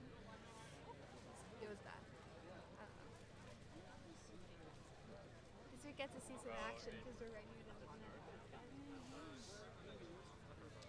Michael. One more clarification. Is it actually called the running count spot? No, the running spot is the. I know, for ad. That's why I said. I was just running count. Yeah, okay. And that's why I was like, this is so confusing because spots that word for ad. Yo, that beat. I thought they were calling themselves, like the spot. Okay. And then when I read the thing, I was like, okay. No, it's not your fault. It was actually good. Did really good. I can look at it. Yeah. I'll do the preview of the race again. We got the gator one. Yeah, I saw you put the graphics up. So we'll go on. Focus. That shot in the beach is good as long as we don't pan. My hat's 140. crooked. So we'll go on at 140 again.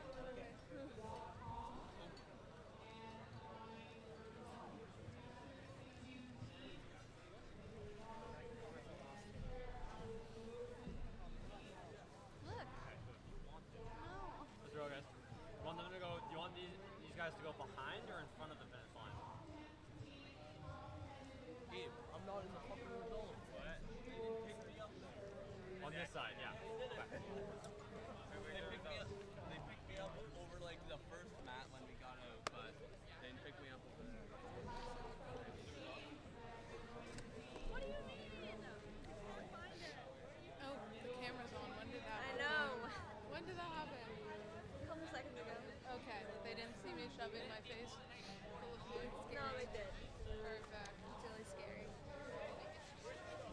Yo, boys, listen. Do you see this tree right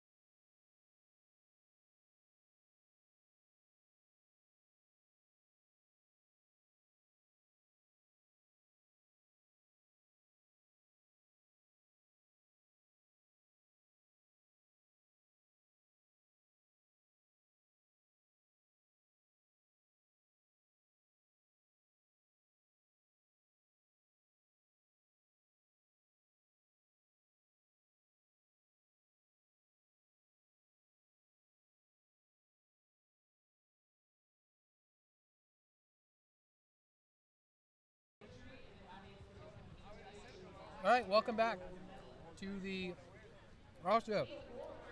Sorry, I'm just finishing my lunch. 2025 OFSAA Cross Country Championships here at Heart Lake in Brampton. We are going to get going with the senior girls 6K race. Sorry, we just did the junior boys race 5K. Now we are on 6K races of the senior girls race. We have a really exciting race coming up. Jordan, why don't you tell me a few of the top names that we should be looking out for in this senior girls 6K race? All right. So a few athletes to look out for would be Maya Markoska. I'm sorry if I pronounced that wrong. She has multiple top 10s at cross country OFSAA, so she's definitely somebody to look out for. Eleanor Voikin has 2 OFSAA cross country champions, so definitely has lots of accomplishments under her belt. She's also got second at OFSAA and was the winner of pre-OFSAA meet series 3. And then also Athena Anderick, I'm sorry if I pronounced that wrong, and she is the reigning OFSAA senior champion. Some other athletes to look out for would be Haley Martin, Riley Inns, Emily Reed, Anna Pacek, Kiana Charist, Rebecca Prybaz, Kate Nagy, Alexis Elkins, and Micah Carswell. Again, I'm sorry if I pronounced that wrong or any of those names wrong, but those are kind of our top athletes to watch out for in this race. That's great, Jordan. Thanks for mentioning those names. And what about teams? Are we looking out for, is there a team or two that we have our eyes on? Again, if you have been listening to the previous races, we know that Collingwood has so many strong teams, and this is no exception. Our team to look out for would definitely be Collingwood, as well as Maximilian Colby in Aurora and Burlington Central. Okay, so we got a few teams to look out for, a few names. As we've seen in the junior races and novice races, there's always someone who we don't mention that's going to surprise us, and as well as the teams.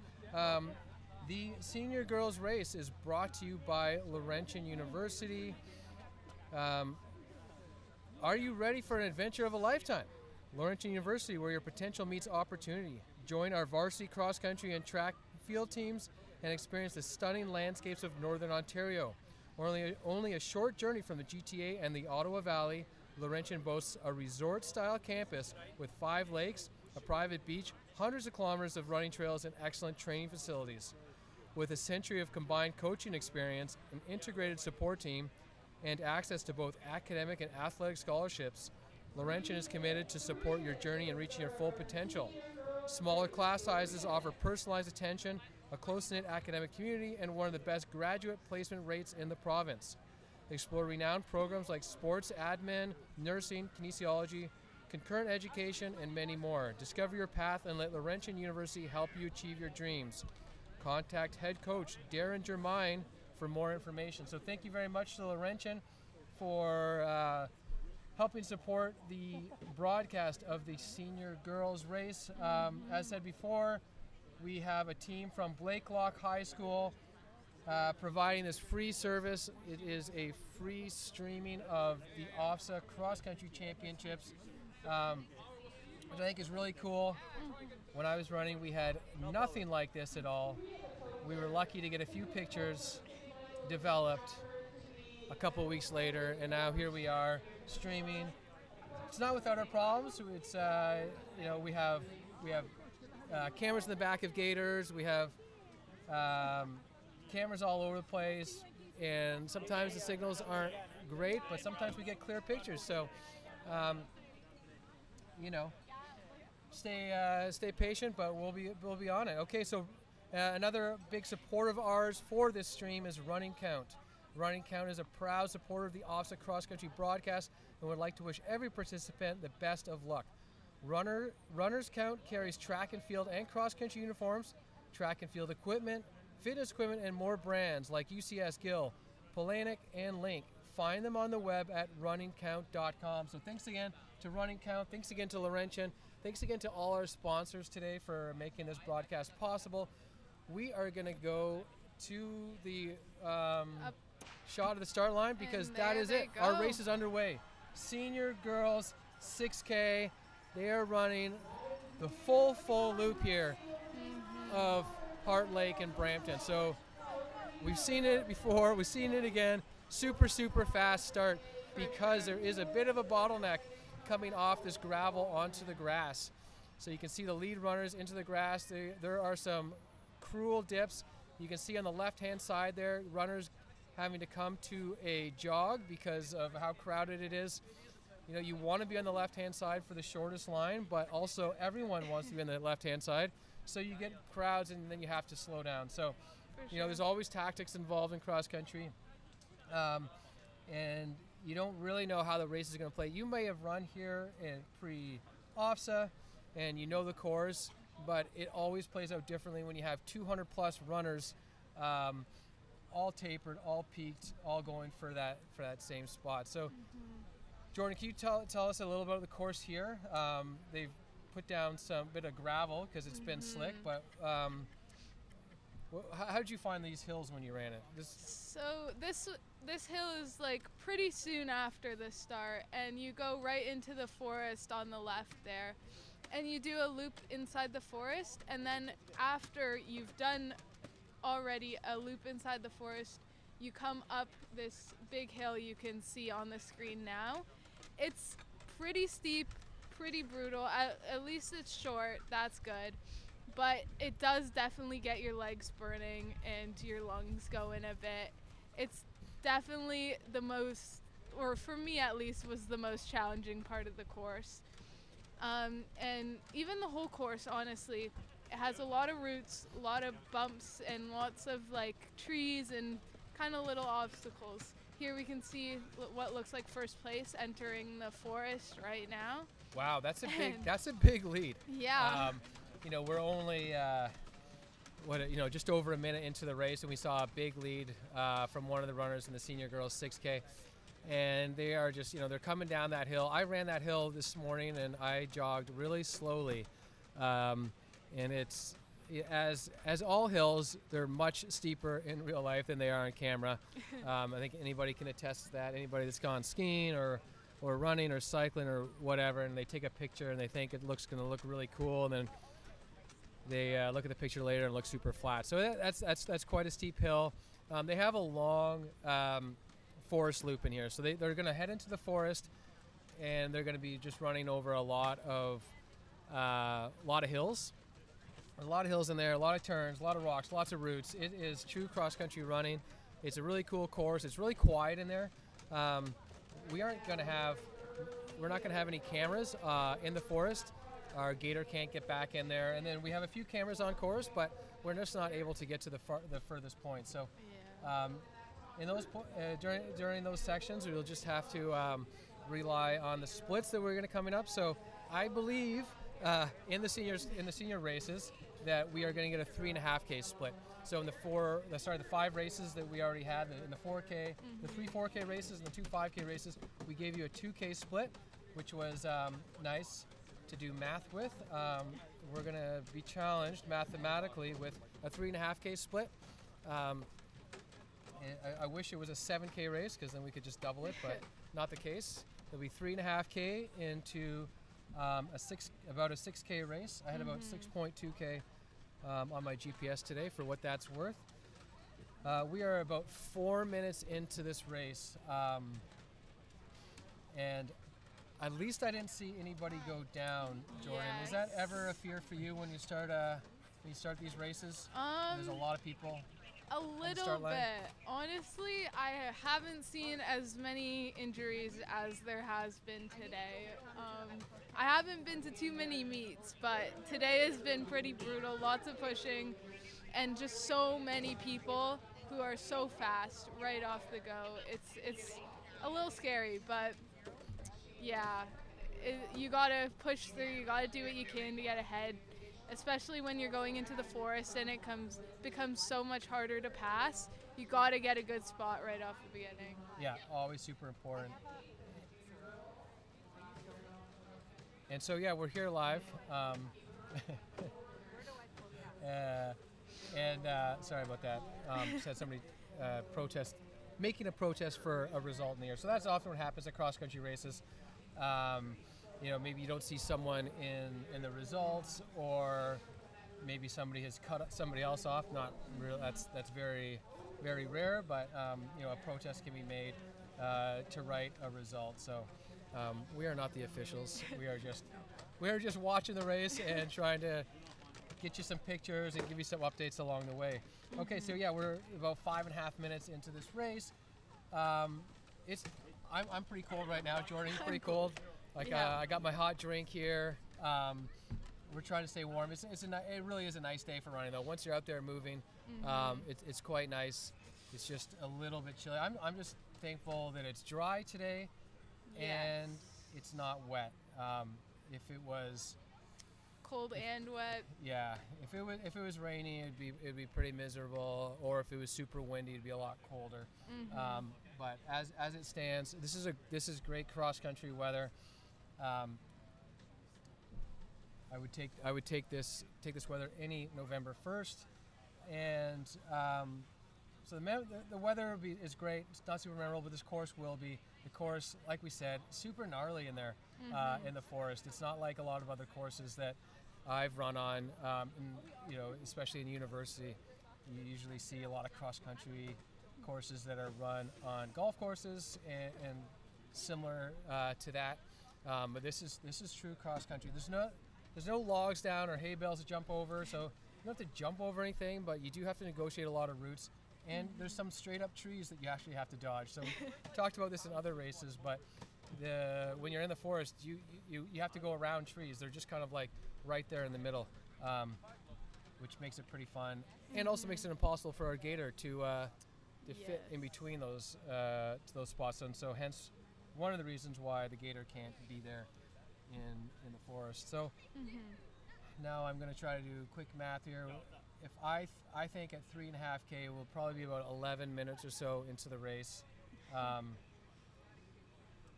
maybe somewhere around there. So we won't have a split for another 3 or 4 minutes. They're just coming out of the bowl right now. All right. So once again, we're going to kind of plug some of our sponsors. Oh, okay. Here we go. Luckily, they are.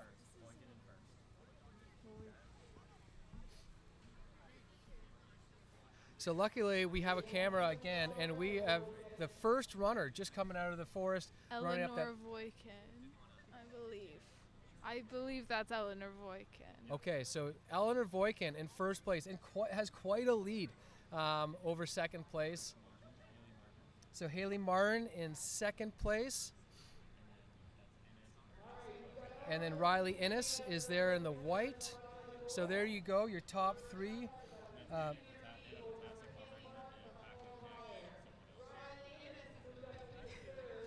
Okay, Anna Potasic was also up there. So once again, that was Eleanor Voikin, Haley Martin, Riley Innes up there in your top three. That was quite the lead. That Eleanor Voikin had on the rest of the field. Did you see that coming, Jordan? No, honestly, there's so many talented athletes here. I did not expect such a big lead from a single person. So Eleanor Voikin is a 2-time OFSAA Cross Country Champion. She's also finished second at an OFSAA Cross Country Championship. So in her 4 years, this is her fourth, I presume. In the last 3, she has 2 OFSAA golds and 1 OFSAA silver, and this year she was the pre-OFSAA champ at the 3rd meet. So not a surprise for her to be leading, but a surprise, at least to me, for her to have that much of a lead for sure. This early into the race. So we are only 13 minutes into this junior girls 6K. We still have They'll have a little bit of time before they get to that 3.5K split. If yeah, it might be more like 13 minutes, 14 minutes. Oh, sorry, they started at, maybe they're only 10 minutes into this race.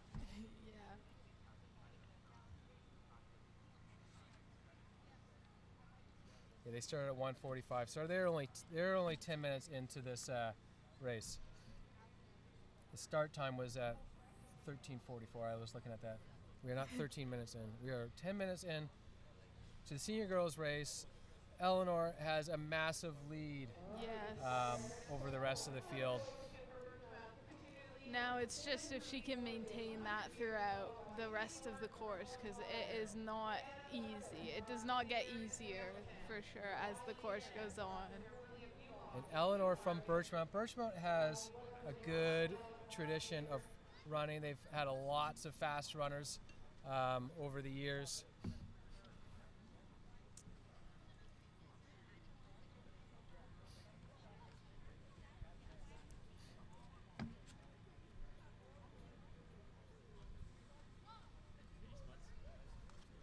Well, the splits aren't quite up yet, so we are going to thank our sponsors once again. So once again, Laurentian, proud sponsor of the senior girls race and Running Count. So Running Count is a proud supporter of the OFSAA Cross Country broadcast and would like to wish every participant the best of luck. Runners Count carries track and field, cross country, and uniforms and equipment. So we are back on the Gator footage once again. Gator footage is always a little rocky. I feel sorry for Paul there. He's been sitting on that hard flat bed all morning, and a lot of his shots don't come through. Just I don't know if it's all the cell phone use around here or he's out in the forest and it's just hard to get that signal across from his camera to our little station here. But Gator footage is sporadic. When it comes in, we are happy, and when it doesn't come in, then I have to look at my face, and I'd rather not. I'd rather be watching the runners too. But here we go. Running Count, really important sponsor. They carry all of your track and field and cross-country equipment with brands like UCS, Gill, Polanic, and Lynx. Go check out Running Count at www.runningcount.com. So Running Count, big sponsor. Without our sponsors, we would not have a free live stream. So here we are, almost 13 minutes into the senior girls 6K race. And it is at this point where I anticipate we are going to start getting some splits really soon. We'll be able to see if Eleanor was able to hold that big of a gap, because she has such a big lead when we saw her coming up the hill. Sometimes it's really interesting to see when people take a big lead in a course like this in the forest, when there's curves and stuff like that, you think of like this saying, out of sight, out of mind. So if second place can't see first place, you're at a mental disadvantage to be in second place. So if first place can distance themselves enough to not have that target, not have that bullseye in their back, it is advantageous. So that is one reason why she might just be taking it out this hard. But anyways, it's Eleanor Voikin from Birchmount. She came through that first split in 12:42. Second place, Haley Martin from Paul Dwyer came through that split in second place in 13:18. So quick math, maybe 36 seconds ahead. So that's a 36-second lead about 13 minutes into the race. We have Anna Patasek from St. Mary's in Hamilton in third place. Olivia Downey from All Saints in Whitby. Kate Nagy from Newmarket. Kiana Charest from Thériault from Timmins.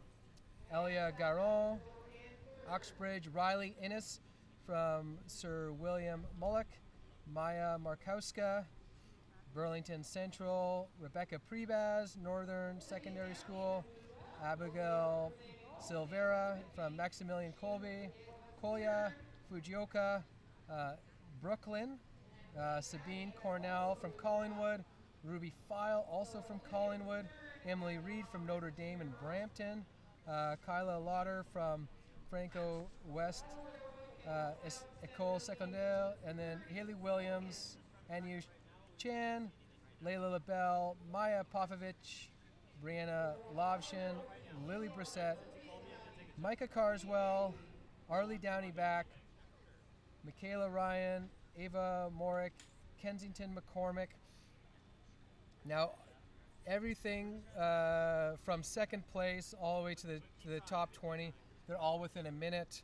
So it's other than Eleanor Voikin being way up front, and we have second place at 13:18, third place 13:28, fourth place at 13:34, and then it really comes in 34, 34, 36, 38, 40, 44, 48. So then it's a really tight. Once you get out of the top 5 or 6, super tight. We don't have any sort of team updates en route, but just kind of looking over, we do have 2 runners from Collingwood, probably in the top 12 or so. So they look to be doing really well. That's about all I can see. Once again, St. Mary's always tricks me because there's multiple St. Mary's. But Anna Sasek is from St. Mary's in Hamilton. And there's another St. Mary's runner down there, but not from Hamilton. We got Notre Dame.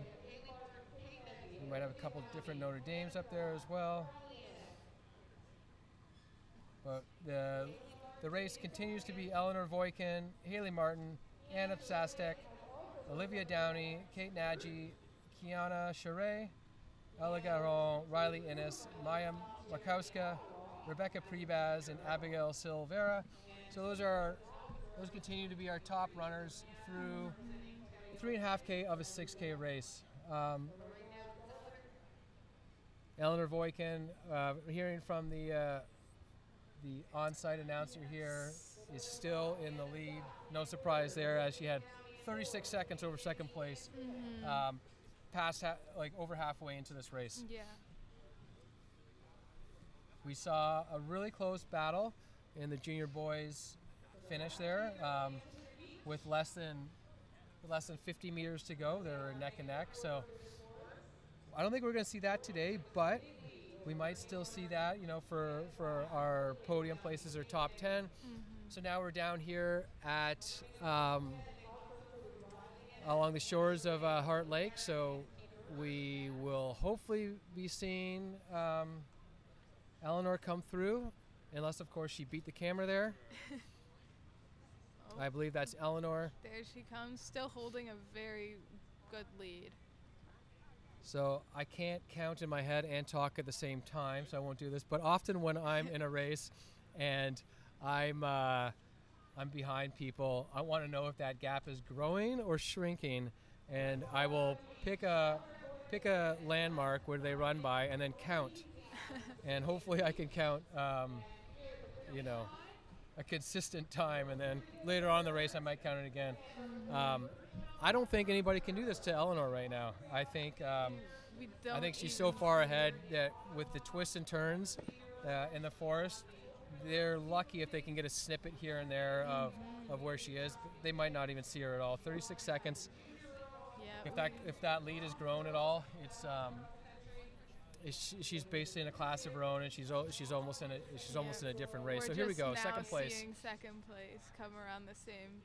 So that was also a yellow shirt. So I'm gonna assume that is Haley Martin of Dwyer. Dwyer. They are wearing yellow. It's probably Anna Zasek from St. Mary's in Hamilton.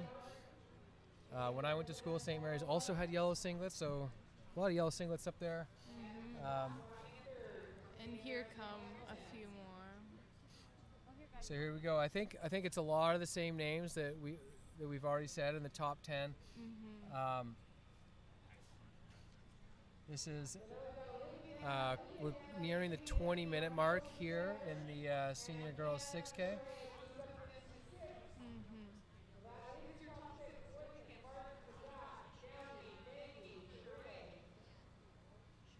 So it continues to be Eleanor Voikin, followed by Haley Martin, Anna Sastek, Olivia Downey, Kate Nagy, and Kiana Charest.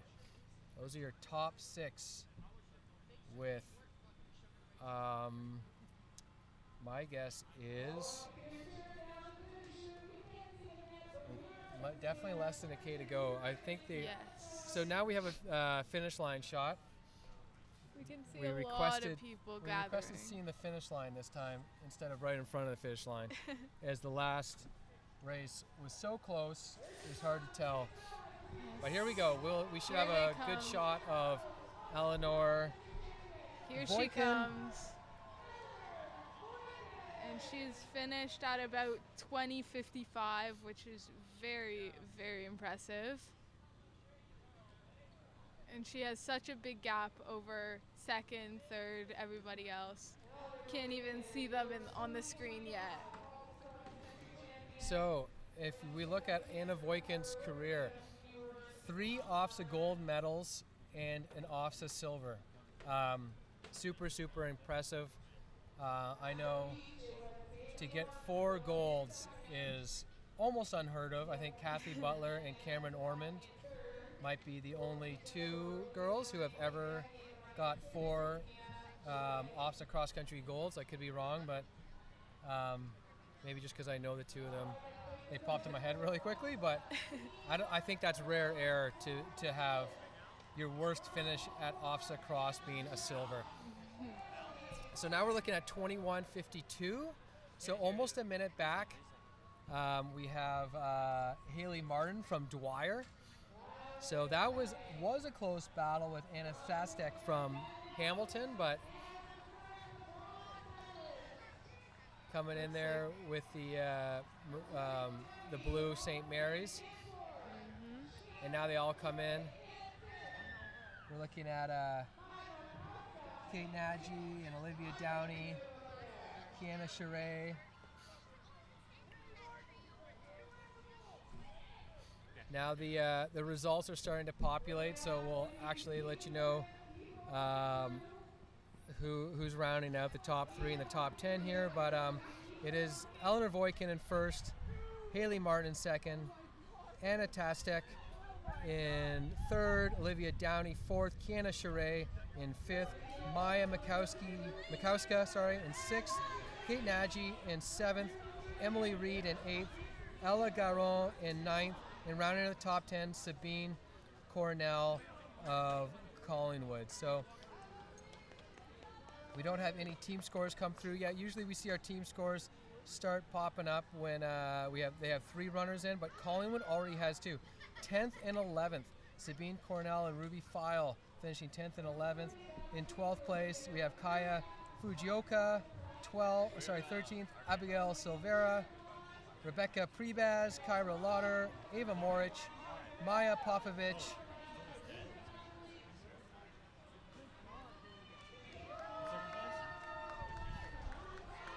okay, last I said was Maya Popovich in 17th, and we got 18th, Haley Williams, then Lila LaBelle, Enyu Chan, Lily Brissett, Micah Carswell, Kensington McCormick, Alexandra Jackson, Kieva Birmingham, Brianna Lovshin, Maeve Trelevin,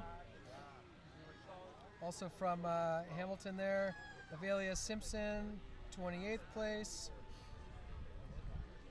Okay, so far we have 3 runners from Maximilian Colby out of Aurora. Their top 3 have a score of 85. As I said before, the top 4 is what counts, but it is interesting to see the top 3 scores as they populate up here on my sheet. If you are at home and you want to check out the results, go to trackdatabase.com. Sorry, the finish line camera may have just run out of batteries. It's a long day here. We've been at it since 9:30 this morning. It's cold weather. We're swapping battery packs. We're switching cords. We're trying to get the gator going. A lot of things happening. But kudos to Blake Locke for putting on a free streaming service of the OFSAA Cross Country Championships, so you all can, from home, can check out the action. And our camera up here went zoomed in. I'm glad it wasn't a zoom in on my face. But what we got going now, even though Collingwood had 10th and 11th, they're calling Collingwood in second place at the moment, as their fourth score hasn't come in. Maximilian Colby of Aurora right now has a score of 137. I don't think it's possible for Collingwood because they already have their third score at 68. The difference between 137 and 68 would be too great to overcome. But here we go. We got some results, more results coming in. Maximilian Colby, first place team, score 137. And then in second place from Timmins, Terrio. So Terrio from Timmins. I always like to see some of these teams from up north. You don't see them as often. They train hard. They come. They kick some butt, and they surprise everyone. I love to see that. They're in second place. School out of LaSalle. It's close to Windsor. 259 points. Close place from third to fourth. We have Hillfield Strathallan College with a time of 264.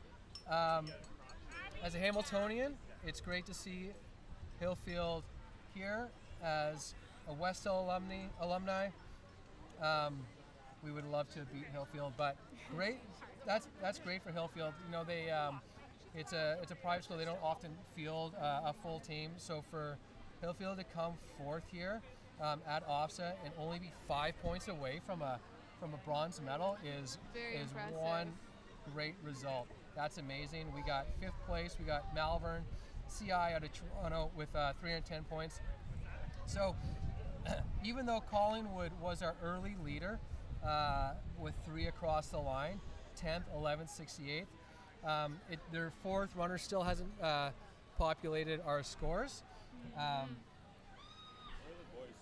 But a good run from the team nonetheless. We will. Oh, good. We got our camera back on the finish line. You can see the runners are spent. For sure. This is the time where you congratulate each other, congratulate the other teams. You just went through one full cross-country season of, your pre-meets, your city or your district meet, your regional meet, culminated in an OFSAA championship. Not everyone. There are hundreds and hundreds of people who don't actually make OFSAA. I was one a couple times, didn't quite make the big dance. It's always interesting to see, the runners come through the ranks as the years go by, in high school, and then of course post-high school in university. In high school, a lot of runners are peaking at different times as you mature from a little kid to young men and young women.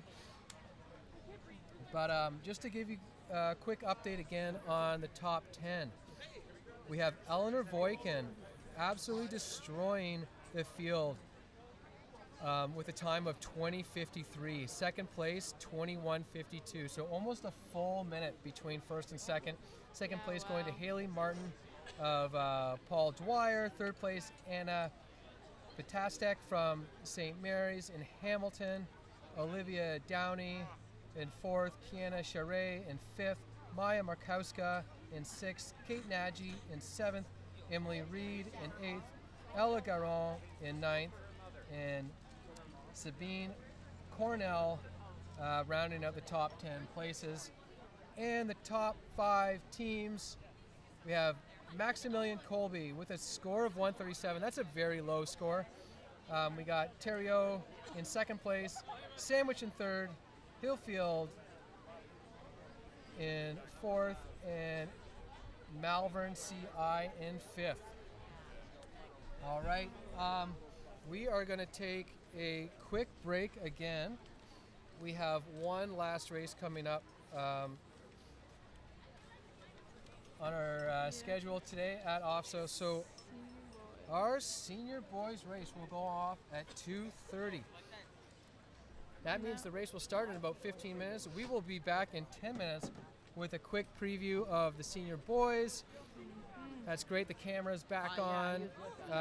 Just after, this is the carnage of the finish line. Getting it all situated.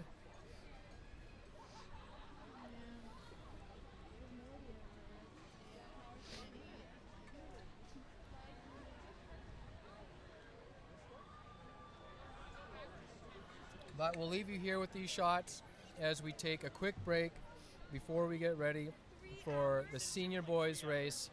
Another 6K race coming up at 2:30. So stay with us. We'll be back in a bit. Grab some water.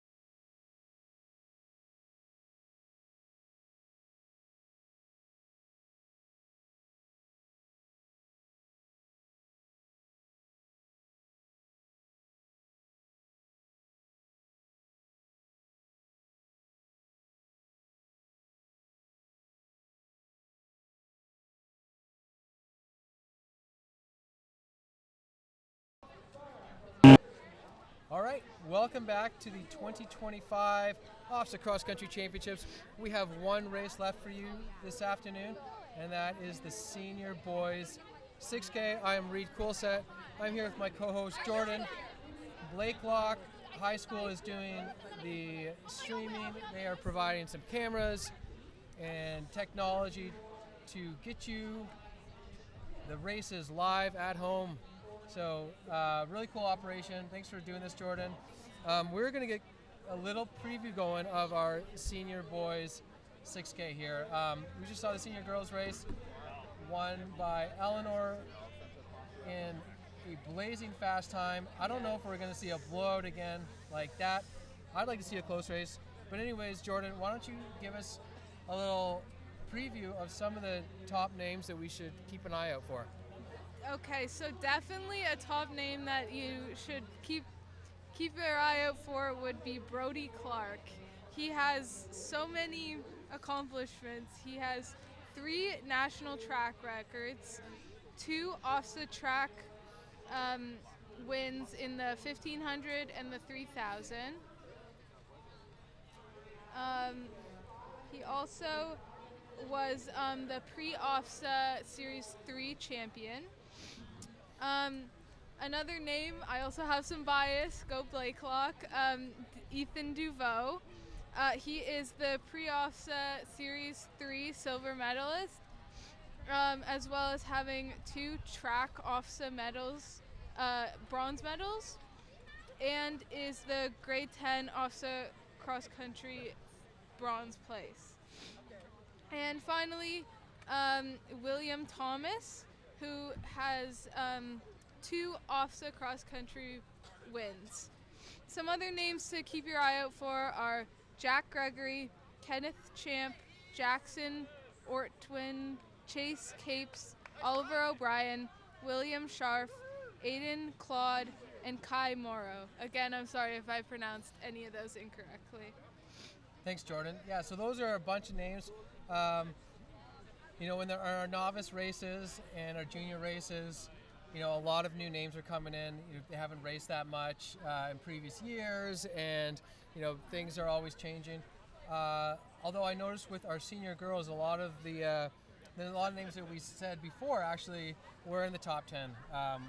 So we see, by the time you're a senior athlete here at high school, you've probably run OFSAA a few times, and it's getting a little bit more predictable. So with that, I'm going to go over one of our main sponsors of the senior boys race, and then we're going to talk about the team. So the senior boys OFSAA Cross Country Championships is brought to you by Humber College. Humber College, find your you at Humber College. So there, that is. Humber College is specifically our senior boys sponsor. And then we also have Running Count. So Running Count is a proud supporter of the OFSAA Cross Country broadcast and would like to wish every participant the best of luck. Runners Count carries track and field and cross country uniforms, track and field equipment, fitness equipment, and more from brands like UCS, Gill, Polanic, and Link. Find them on the web at runningcount.com. So check out runningcount.com. Am I on camera? For your track and field supplies. Okay, Jordan is not here anymore. Who do we have? Eleanor! Did you just win the senior girls cross country race by a whole minute? I didn't know. Congratulations. Thank you. So you didn't know you were that far ahead of everybody when you were out there? No. You were just going for it the whole time? Have fun, run, and smile. That's right. Having fun is always the most important thing. And correct me if I'm wrong, your worst place at cross country is second? Yeah. What year was that? Last year. Last year. Who beat you? Athena. Okay. And then you won the 2 years before that. That is an amazing OFSAA record. Wow. And what's next for you? AOs and then Nationals. AOs and then Nationals. So AOs are in Whitby and Nationals are in London. Yes. And what team will you be running for? Blue Devils. Blue Devils. 8th year with them. Okay. And Shout out. And where are the Blue Devils out of? Scarborough. We practice at Birchmount. Okay. Or at least, well, we have multiple locations, but that's the location I've kind of always been at. Very cool. So you still, although you just culminated an OFSAA championship, you still have 2 very big races coming up. Yes. We want to hopefully. wish you we want to wish you the best of luck. And I will be out there at ACXC cheering you on. Thank you very much for jumping in here. Of course, I didn't expect to see myself on camera. It's a little spooky. Well, you're on camera throughout the race too, so congratulations. That was a very impressive win, and good luck with the rest of the season. Thank you so much. Appreciate it. Thanks. All right, so thanks to Eleanor for sitting down there. That's our senior girls OFSAA Championships, and boom, just like that, we are off with our senior boys 6K race. Every race, so I can see the race, as you can see on camera, but as it's flying past us, it just gets faster and faster and faster each one. These guys are ripping. It is absolutely chaos on the left-hand side. As you can see, just as I said, people go down. It's bound to happen. The next turn on the course is a left-hand turn, so everybody does want to be on the left-hand side of the course. And you got the trees with the pads on right there. Further on the course, there's still trees in the middle of the course, but they don't need to pad them up. It's not as crazy as this early in the race. So we have a very competitive race underway here in the senior boys 6K. And just as you saw in the senior girls race, we are going to have a 3.5K split.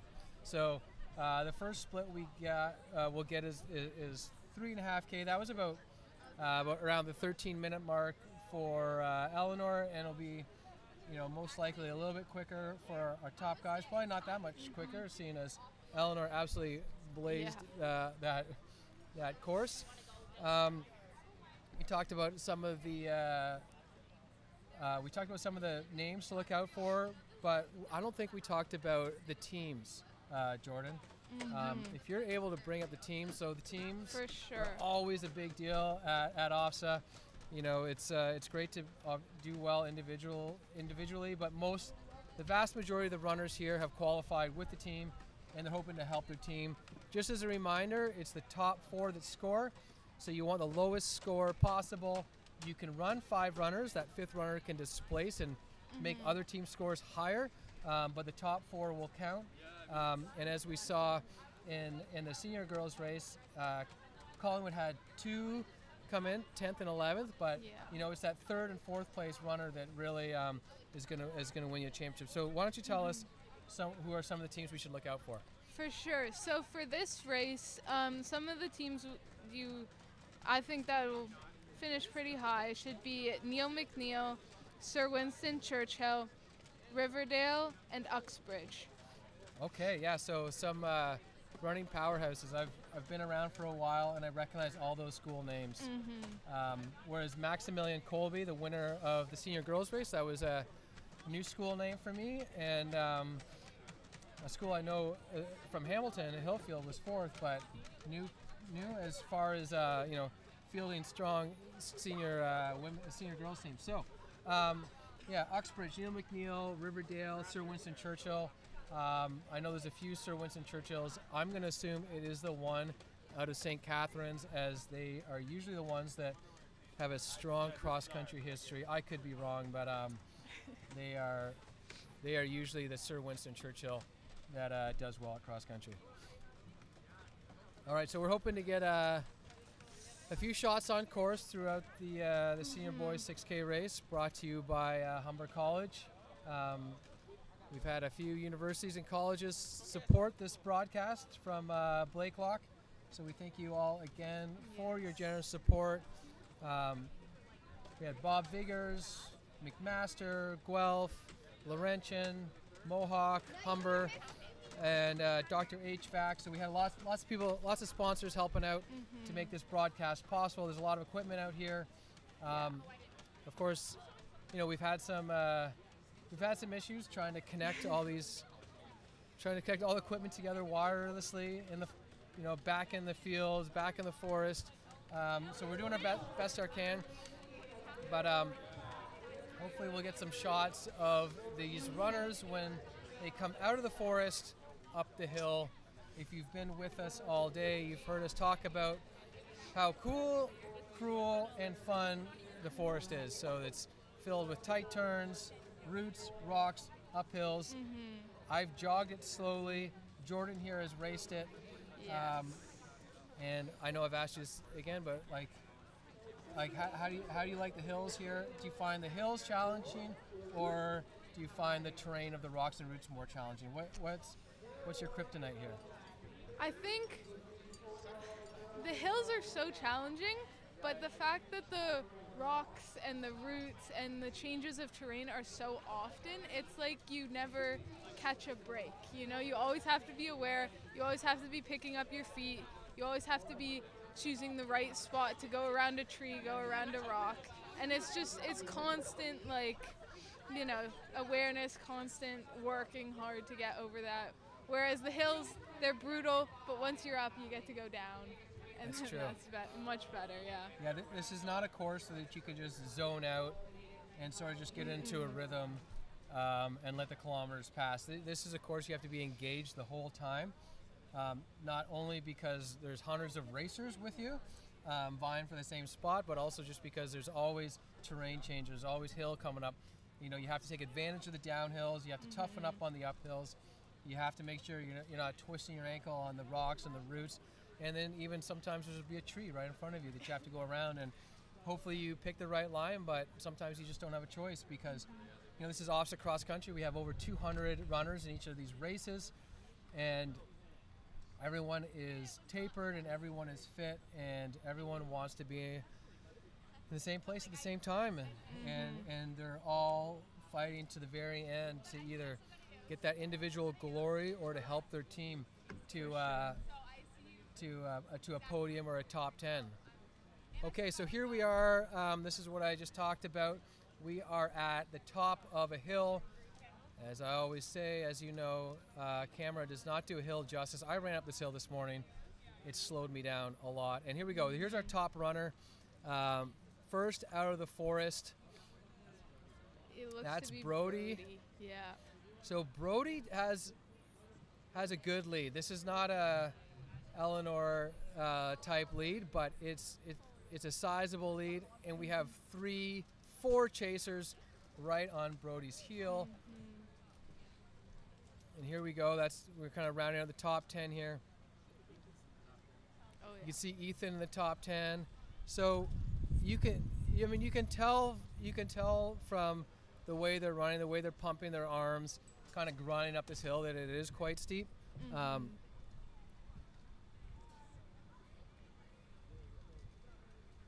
here you go. Like now when you're back of the pack, or sorry, like front mid pack, back behind the lead pack, I should say, it gets a little trickier as far as finding your line, finding space. You know, there's elbows, there's people stepping on your shoes sometimes. It's a little chaotic in there. It's what makes cross country fun. It can sometimes be frustrating when you're in the heat of the moment, but it is what makes cross country. Yeah, you can see how many people are actually running this race now. It's just people keep flooding up the hill. There's so many boys running this. It's such a big race, such an important race, such a challenging race, but it'll be so rewarding once they're done for sure. Yeah, so they're about 8 minutes into this race, so they're about maybe like just over 2K, closing in on 3K pretty soon. And we're gonna get a 3.5K split. So it'll be 3.5K split out of a 6K race. And we are right by the start and finish line. Like here we go.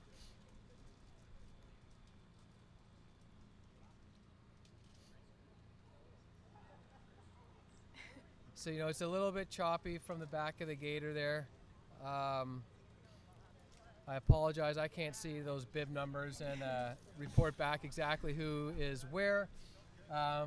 If you recognize your friend, brother, sister, kid, that's great. Sorry, I can't get your names on everyone. But like as I was saying, we are right by the finish line. So the finish line is right behind us. So we can kind of like have a feeling of, once we get deeper into this race, everyone kind of goes over there, gets ready to, in anticipation of the finishers that come in. But we still got a ways to go. about halfway into this race as we near the 10-minute mark, just over halfway actually.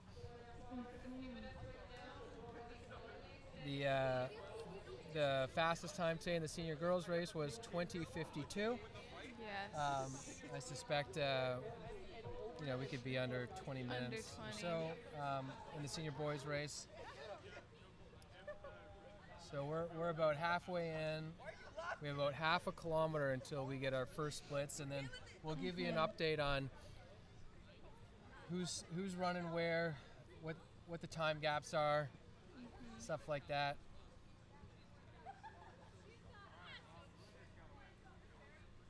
Most of these runners have spikes in their shoes today. I don't know what pins they're wearing. You don't really need long pins today.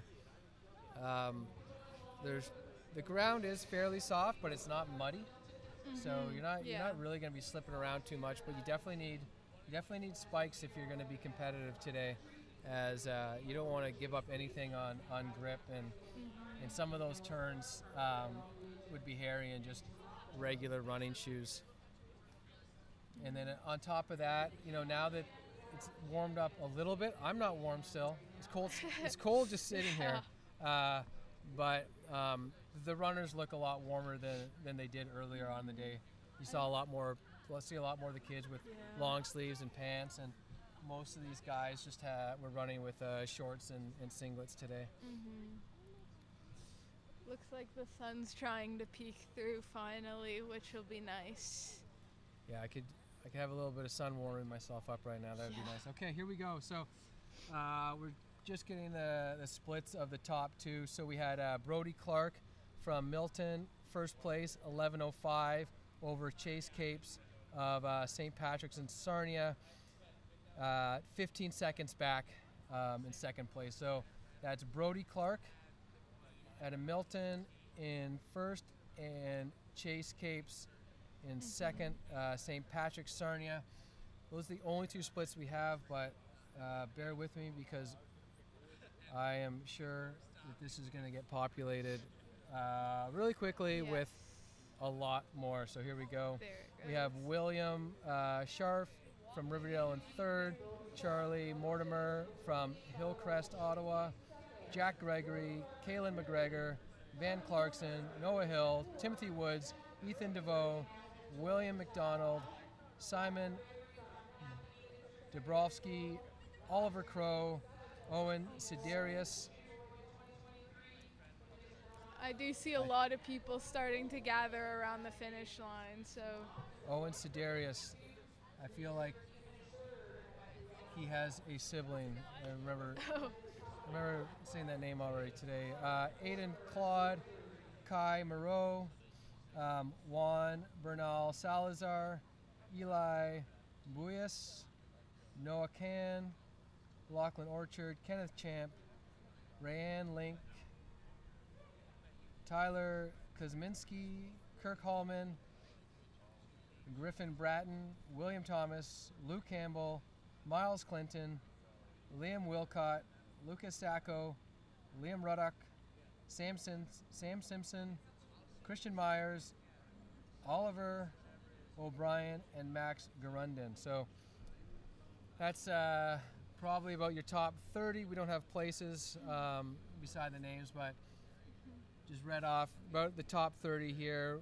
Like I said, that Brody Clark had a 15-second lead at 3.5K over Chase Capes. And then after that, it was kind of tightly packed. So Chase was second at 11:20, and then William 11:23, Charlie 11:25, Jack 11:27. So second through sixth is still very close, and a lot can happen. As we've seen in the other races, once they go back into the forest, some runners, even if they didn't go in the forest, some runners are going to be a lot more, more tired, and maybe haven't paced themselves properly. But the forest just adds that extra element of hills and turns that are going to they're going to play into people's strengths and weaknesses. So hopefully we get that nice shot again of along Heart Lake's the banks of Heart Lake. We can see some updates, see if that gap is growing, see if they're coming in. It's nice having the sun out now, warming us up. Yes. But it's Great also way to finish the day. But also creating havoc with being able to view some of these screens. Yeah.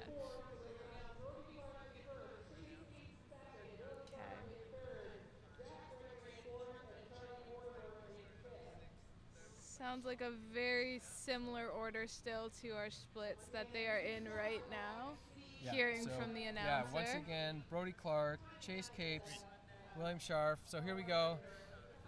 We are on the lakefront path here, waiting for Brody Clark to come through.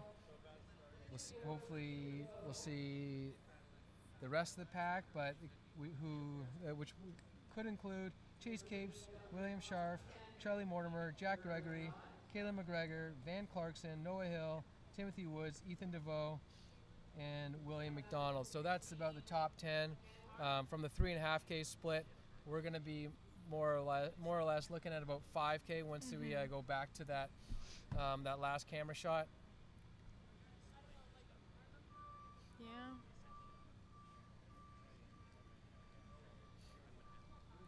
Okay. So That that's looks Brody like Clark Brody. continuing the lead. He's almost seems like he's increased his gap. Looks like he's ahead by quite a bit. All right, so that's Chase. Okay, so Chase Capes in second and William Scharf in third.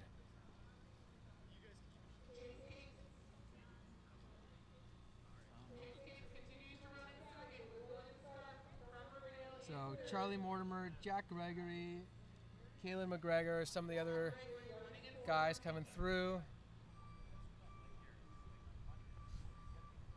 We only have 3% battery left on this computer, so Hopefully it doesn't die before the results.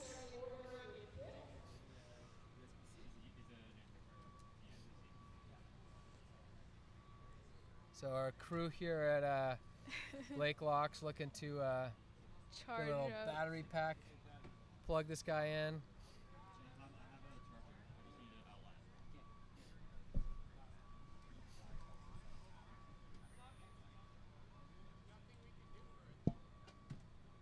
Looks like a lot more people are starting to fall in. All right, look at that. We got power now. Perfect. We're just sort of, plunked down by the finish line here at OFSAA, and we got this mobile studio that is, self-powered. We got a little generator, and just kind of going minute by minute, just trying to stay alive here, giving you guys some cool shots of the race. Yeah, I like this. It's a nice clear shot again. I think Brody should be finishing pretty soon. I hear the cheers, and we're coming up on 18:15 now. Okay, here we go. We got our finish line cam. That's Here right, he Jordan. comes. That is a fast time. We're looking at about 18:25 for Brody Clark. So Brody has some fast track. Actually, that was a really, that's Chase Capes with a, he came in, he closed that gap towards the end. That was quite impressive. He did. I mean, who knows? Brody may have just been, maybe either paced himself real hard off the beginning or was able to just, enjoy the win as he came in. So but, here come our top 3 results. Yeah, so Chase Capes in second, William Scharf in third. So 18:25, 18:31, 18:38.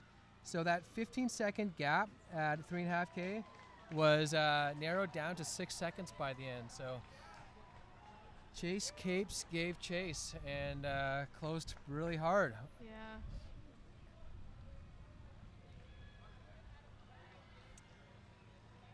All right, and then in fourth place we have Jack Gregory. In fifth place, Charlie Mortimer.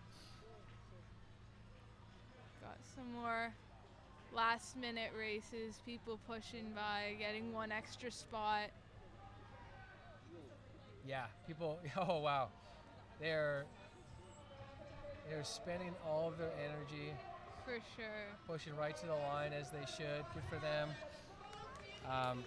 We're gonna go over the, top 10. We might go a little deeper right now, but first place, Brody Clark from Milton. Second place, Chase Capes from St. Patrick's Sarnia. Third place, William Sharp from Riverdale. In fourth place, Jack Gregory from NDSS Napanee. Fifth place, Charlie Mortimer from Hillcrest, Ottawa. In sixth place, Oliver Crow from Governor Simcoe, St. Catharines. In seventh place, William McDonald from Oakwood CI. Eighth place, Kai Morrow from St. Joseph's in Cornwall. In ninth place, Owen Siderius from Colonel By. In 10th place, Simon Dabrowski from Sir Winston Churchill St. Catharines. It's another one of the teams we were talking about. 11th place, Aidan Claude. 12th, Lachlan Orchard. 13th, Juan Bernal Salazar. 14th, Van Clarkson. 16th, Noah Hill. 16th, Tyler Kuzminski. 17th, Kirk Hallman. 18th, Noah Can. 19th, Miles Clinton. 10th, Rayanne Link. 21st, Lucas Sacco. 22nd, William Thomas. 23rd, Griffin Bratton. 24th, Kyrie Savaldis. 25th, William Wilcott. 26th, Eli Buyas. 27th, Timothy Woods. 28th, Ethan DeVoe. 29th, Luke Campbell. And 30th, Christian Myers. So there you have it, our top 30 individuals. Right now we're keeping a close eye on our team results. So we got Riverdale. Okay, it just got switched over. St. Mary's, DCVI in St. Mary's with a score of 168 takes the win. These are still preliminary. They might change. Sir Winston Churchill in St. Catharines, 191, so not far back. In third place, Orangeville with 263. Also with 4 scores, Neil McNeil in fourth, Uxbridge in fifth, and East Northumberland in Brighton in sixth place. St. Patrick's Sarnia in seventh. That just got switched. Northumberland Secondary School in Brighton is seventh. Thousand Islands in eighth. Resurrection out of Kitchener in ninth. And St. Patrick's Sarnia in 10th. 11th place, Glebe in Ottawa. I think Riverdale also got their last finisher, pushing them up to third, I believe. That's who just finished. Oh, wow. Okay. Yeah, that's interesting to note. Good, interesting to note, Jordan. That Riverdale's fourth finisher was kind of back, but their top 3 were so far up that they look to be in third place now, 224 points. Very competitive. Yeah. So first place we have St. Mary's, DCVI out of St. Mary's. We have second place, Sir Winston Churchill and St. Catharines. Third place, Riverdale CI out of Toronto. In fourth, Orangeville. In fifth, Neil McNeil. In sixth, Uxbridge. In seventh, Northumberland. No. Yeah, it switched again. It's really interesting when the fourth runners come in and they switch up the placing. So for sure. So now we're back to fifth place Neil McNeil, sixth Newmarket, seventh Uxbridge, eighth Northumberland, and ninth Thousand Islands. So there's your top 9, and in 10th place right now, Resurrection in Kitchener. Well, the sun is shining, and that is the last race of the day. Everybody, through all the races, it's been really impressive. These athletes have run so well. Such a hard but beautiful course. Yeah, I love the shot of the runners after the finish line there. Mm-hmm. You know, they're spent. They're really glad it's over. it's quite an accomplishment just to make it to OFSAA. It's a very For competitive. sure. You know, there's no divisions at OFSAA cross country running. Everyone's just in it in the same race. You know, running is something that most people can do, and a lot of people give it a go. So it's always competitive. Hi, here we got OFSAA, Brody super. coming in right here. Oh. Nice to meet you. All right. Am I here? Yeah. Okay. So once again, we have our champion sitting with us, Brody Clark. This is really cool. You want to move over just a bit, then Brody can see what we're looking at. Okay, there we go. Yeah, I see. Okay, so Brody, you just won the Senior Boys Cross Country Championships. Yes, sir. You had a 15-second lead at 3.5K, Wow. but that lead dwindled to 6 seconds at the end. Were you Yes. ever worried? No, sir. I mean, I was trusting my fitness. I know that we have a really competitive group here, but I was able to kind of cruise for around a kilometer between 3.5 and 4.5K and recharge, so that way I could attack if necessary. Okay, I like that tactic. You leave a little bit in the tank Yes. in case someone scares you at the end, and you had that next gear. That's right, sir. Maybe in a couple of years, who knows? So you, I've heard of your name before on the track. You have some Yes. pretty fast track times. I don't know what you've done in cross country. Can you remind us? Yeah, so last year I came out here with intentions to medal. Unfortunately, I fell short of that, literally. And I went down around the last K and ended up 6th place. So that was kind of rough. I bounced back for 2nd place at AOs over the 6K in 18:30. Okay. And then I got hit with some sickness and didn't really recover for nationals. And then this year, coming off my successes on the track, I was just really focused on this meet and building and showing that I could do it on the grass or the orange stuff. Yeah, that's great. Yeah, it's great to see, when someone's track prowess can transfer to cross country. It's not that easy.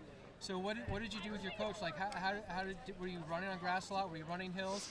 Were you really trying to get onto different terrain before this cross country season? Yeah, to be honest, my coach Jeff, he's a genius. The NCAA should have him, but luckily that I have him.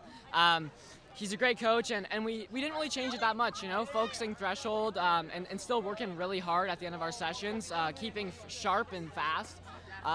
We did go on the hills, we did go on the grass. I was lucky enough to get on this course a couple times as well in preparation, so just a little bit of everything approaching this. Yeah, and you raced pre-OFSAA here. That's right. Did that give you, you think it gave you an advantage of knowing the course, knowing the downhills? Yeah, 100%. It's crazy out there, man. This is the hardest course I've ever run in my life. And I think after pre-OFSAA, it kind of clicked that, in order to be successful here, you're going to have to practice. Yeah. And I'm grateful that I got those opportunities too. I would attest to that. I ran the course this morning very slowly, and I was glad I wasn't racing today because running fast and having to make moves on some of this terrain would have been super hairy. So what's next for you, Brody? Yeah, so some conversation needs to be had whether I'll be out at AOs. I haven't quite decided that yet, but you'll definitely see me on the 8K start line at Nationals, looking for a chance to qualify for World Championships. Great, so ACXC at the end of November in London at Fanshawe. That's right. I believe. It is a qualifier for the World Cross Country Championships that are going to be held in Florida. Yeah. Which is cool that it's close. Sometimes when I made those teams, it was kind of nice to travel to Europe to get that experience. But at least maybe more people can come and watch you race. If you make that team, you're still young, so you'll be competing against some older kids in university, I think. That's but right. From what we saw today, you definitely have a shot. So good luck, best of luck there. Hope you do well, and thank you so much for sitting down and doing this interview. Yeah, thank you for your work today. The broadcast looked great this morning. Yeah, I mean, big thanks to this crew here at Blakelock. Yeah, they thank did you a guys. great job. I think somehow the cameras got warmed up more and more throughout Perfect. the day, so we got to see a bunch of your race. Awesome. Yeah, there was little. It just got better and better as the day went by. Okay. So that's awesome, Perfect, man. yeah. Congrats and best of luck the rest of the season. Thank you, sir. And before I go, I want to thank my coach, Jeff Skull, my family, and the rest of my teammates as well for bringing me here, and my teachers. I have the best support system in the province, and I think that's why I'm able to do this today. Great. Yeah, perfect. Thank you, sir. What about Kyle, your other coach? Can you give him a shout out too? Oh, yeah. We'll give a And shout out to Kyle, my teammate from a few years ago. So fucking proud. All right, so we got we're gonna wrap it up here. But Yeah. what an exciting day, Jordan! Thanks so much for your insight. I'm a little out of touch with high school cross country these days, and Jordan here brought the previews, and then of course, as always, tons of excitement, tons of new names, populating our result list at the end of the day. Always super exciting with the team results. Always a team or two we're not on the radars comes through and surprises us all. Thanks so much to all of our sponsors that made this made the broadcast possible. We'll just go over them again. We got Bob Viggers, Mohawk College, University of Guelph, Dr. HVAC, McMaster University, Laurentian University, Humber College, and Runner Count. Runners Count. RunnersCount.com. So go there for all your track and field supplies. RunningCount.com for track and field, cross country, and everything running related. So thanks so much to our sponsors. Thanks so much for tuning in. Thanks for bearing with us on some of our technical glitches. We did as best as we could to get you some shots and some videos from what I believe is one of the most competitive high school cross country races in North America. And to that, Jordan, thanks so much. And thanks so much to Blake Locke for doing such a great job. And until next year, Thank or you, until Reed. ACX